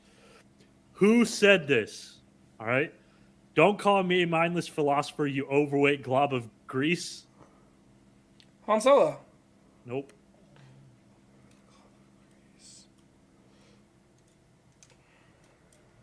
Obi-Wan? Hey, I did do a good quiz. I'm so proud of myself. Not Obi-Wan. Oh, wasn't that Look at me. Don't C-3PO. mindless. Yep, C-3PO. From A New Hope. All right. Now this one from history. 7 years ago, our fathers brought forth upon this continent a new nation, conceived in liberty and dedicated Lincoln. to the Yeah, good job. Yeah, I was waiting until you finished. I knew the answer. I was just waiting until you finished. Yeah, how My- rude. It was a great quote. And dedicated My to the s- proposition. What? my siblings have horror stories of my granddad. He would never physically punish you, but he would make you. He was a huge horror buff, or not horror buff. Horror History buff. buff. History. I'm the horror buff. So his punishment was putting you through Saw. No, huge history buff, like major, all of that. He would make you sit down and write a speech out and make you recite it to him, like give you a time limit, tell you to memorize it, and then he would make you recite it back to him. So that was one of them that Yeah. got All I right. went to like this special like elementary school and we had to like memorize like speeches. And so at one point I had the Gettysburg Address memorized. I had the Braveheart. Really? From the movie? Only thing I ever Take away our many memorized. lives, but they'll never take away our freedom! I had Beverly Hills Chihuahua memorized the whole movie. Because my son watched that shit 5 times a day, every day when he was young. That's all. I want to watch Wawa, Dad. I want to watch Wawa. I hated that fucking movie. Like, I hate this fucking movie. My sister and I can tell you forwards and backwards The Princess and the Frog. My wife can tell you everything about Crazy. Frozen, like word for word, the entire both Frozen movies. Addison could probably tell you Lord of the Rings. Yes. Fuck, that's too goddamn long. I didn't know way I could remember all that shit. I can Oh, I shit. can honestly say this with pride. Thanks, but Chris. I can Me literally too. remember every line of Solo. Yeah, he can. It's quite annoying. Anytime I put it on, because the castle wanted, he'll go Chewie, and Solo's the only thing that's really prominent with Chewbacca. Addison said, or how the Grinch stole Christmas. She got how the loves that Grinch stole movie. Christmas down. Bro, She loves that movie. I can't stand it. Like, Wait, the wait, only are we movie that I talking- could probably, are we like- talking live action or cartoon? Yeah, she's talking Jim Carrey. I hate the Jim Carrey version. I like the cartoon. I can, The original. Ooh. like, That's if, it. I'm not going. Check. now, honestly, if you put on any Star Wars movie, except for the sequel trilogy, I don't know the sequel trilogy, but if you put it on any Star Wars movie, if I am watching it, I can give you word for word as they speak it. Any Star Wars movie. Really? I can do word for word on any Star Wars, except the sequel trilogy, When we because watch episode 3, we're gonna turn off the volume and I can speak every word of the whole thing as long as I'm watching it. If I'm not watching it, I couldn't do it off of memory. No, We but should do that. if I'm watching it, I can say Yes. it. One episode, all we need to do, like, we need to find random clips, and each one find like 5 different clips, and we'll all just like quiz Ooh. each other. That's a good idea. That's a good idea. We should do that. We're gonna. I'm do gonna that. win. That's I'm good. telling y'all right now, I'm gonna win. Why? You might win. As long as it's not the sequel trilogy. You give me the sequel trilogy, I might get some of them right, but I'm not gonna get all of them The right. game. I do watch the sequel trilogy a lot because I just watch all 9 of them together. Like whenever I watch the Right. Skywalker saga, I watched all 9 of them. I could do it, just not the sequels. I couldn't do it with. I can't But the do it. sequels I haven't watched enough I times, can't. like compared to now Watch them all. like episode 3, yeah, I know that motherfucker like the back of my hand. But I have to be watching. I can't just say it off of just like memory if I'm not seeing. I got to see what's happening, and then I know exactly what they're gonna say. Okay, so this is really random, but every time I hear the whole phrase like, "Oh, I know that like the back of my hand," I always think of robots and Robin Williams' character. Oh, that's new. I don't know, I always think about masturbation when somebody says that. I don't know why. And All on that right. note, thanks well, for with joining that, us. May the force be with you. Make good choices. for Don't the love listen of to Kyle's God. masturbation jokes. Because technically, that's what you see is the back of your hand. Go follow Or us the at top all of the your links head. on the right-hand side. Thanks everybody for joining. I'm glad we were all good sports at the end. We love all of you. And go pour We'll bleach see in you the on Wednesday. eyeballs. Well, Tori, CJ, and I will hopefully see you on Wednesday. I might jump in on my phone. I'm gonna have my phone Might with jump me, in. so I'll probably jump in. So our My wife might have her condolences to Kyle laptop. for sure. I don't know. I might hop on for a second. I got to see how everything is going. You know, I'm gonna be with the family, and they're gonna be all. It's gonna be emotional, so we'll have to see. All right, thanks for everybody for all the. Damn, y'all are still going at it. I think Oh. he's really delayed. He is. What are you in the fucking mountains 5 movies? Come on No, now. I think he might have paused the video and just forgot to click the Yeah, live button yeah. again that refreshes it. All right, well, we're out, guys. Stay outrageous, and may the force be with you. Make good choices. You gonna hear?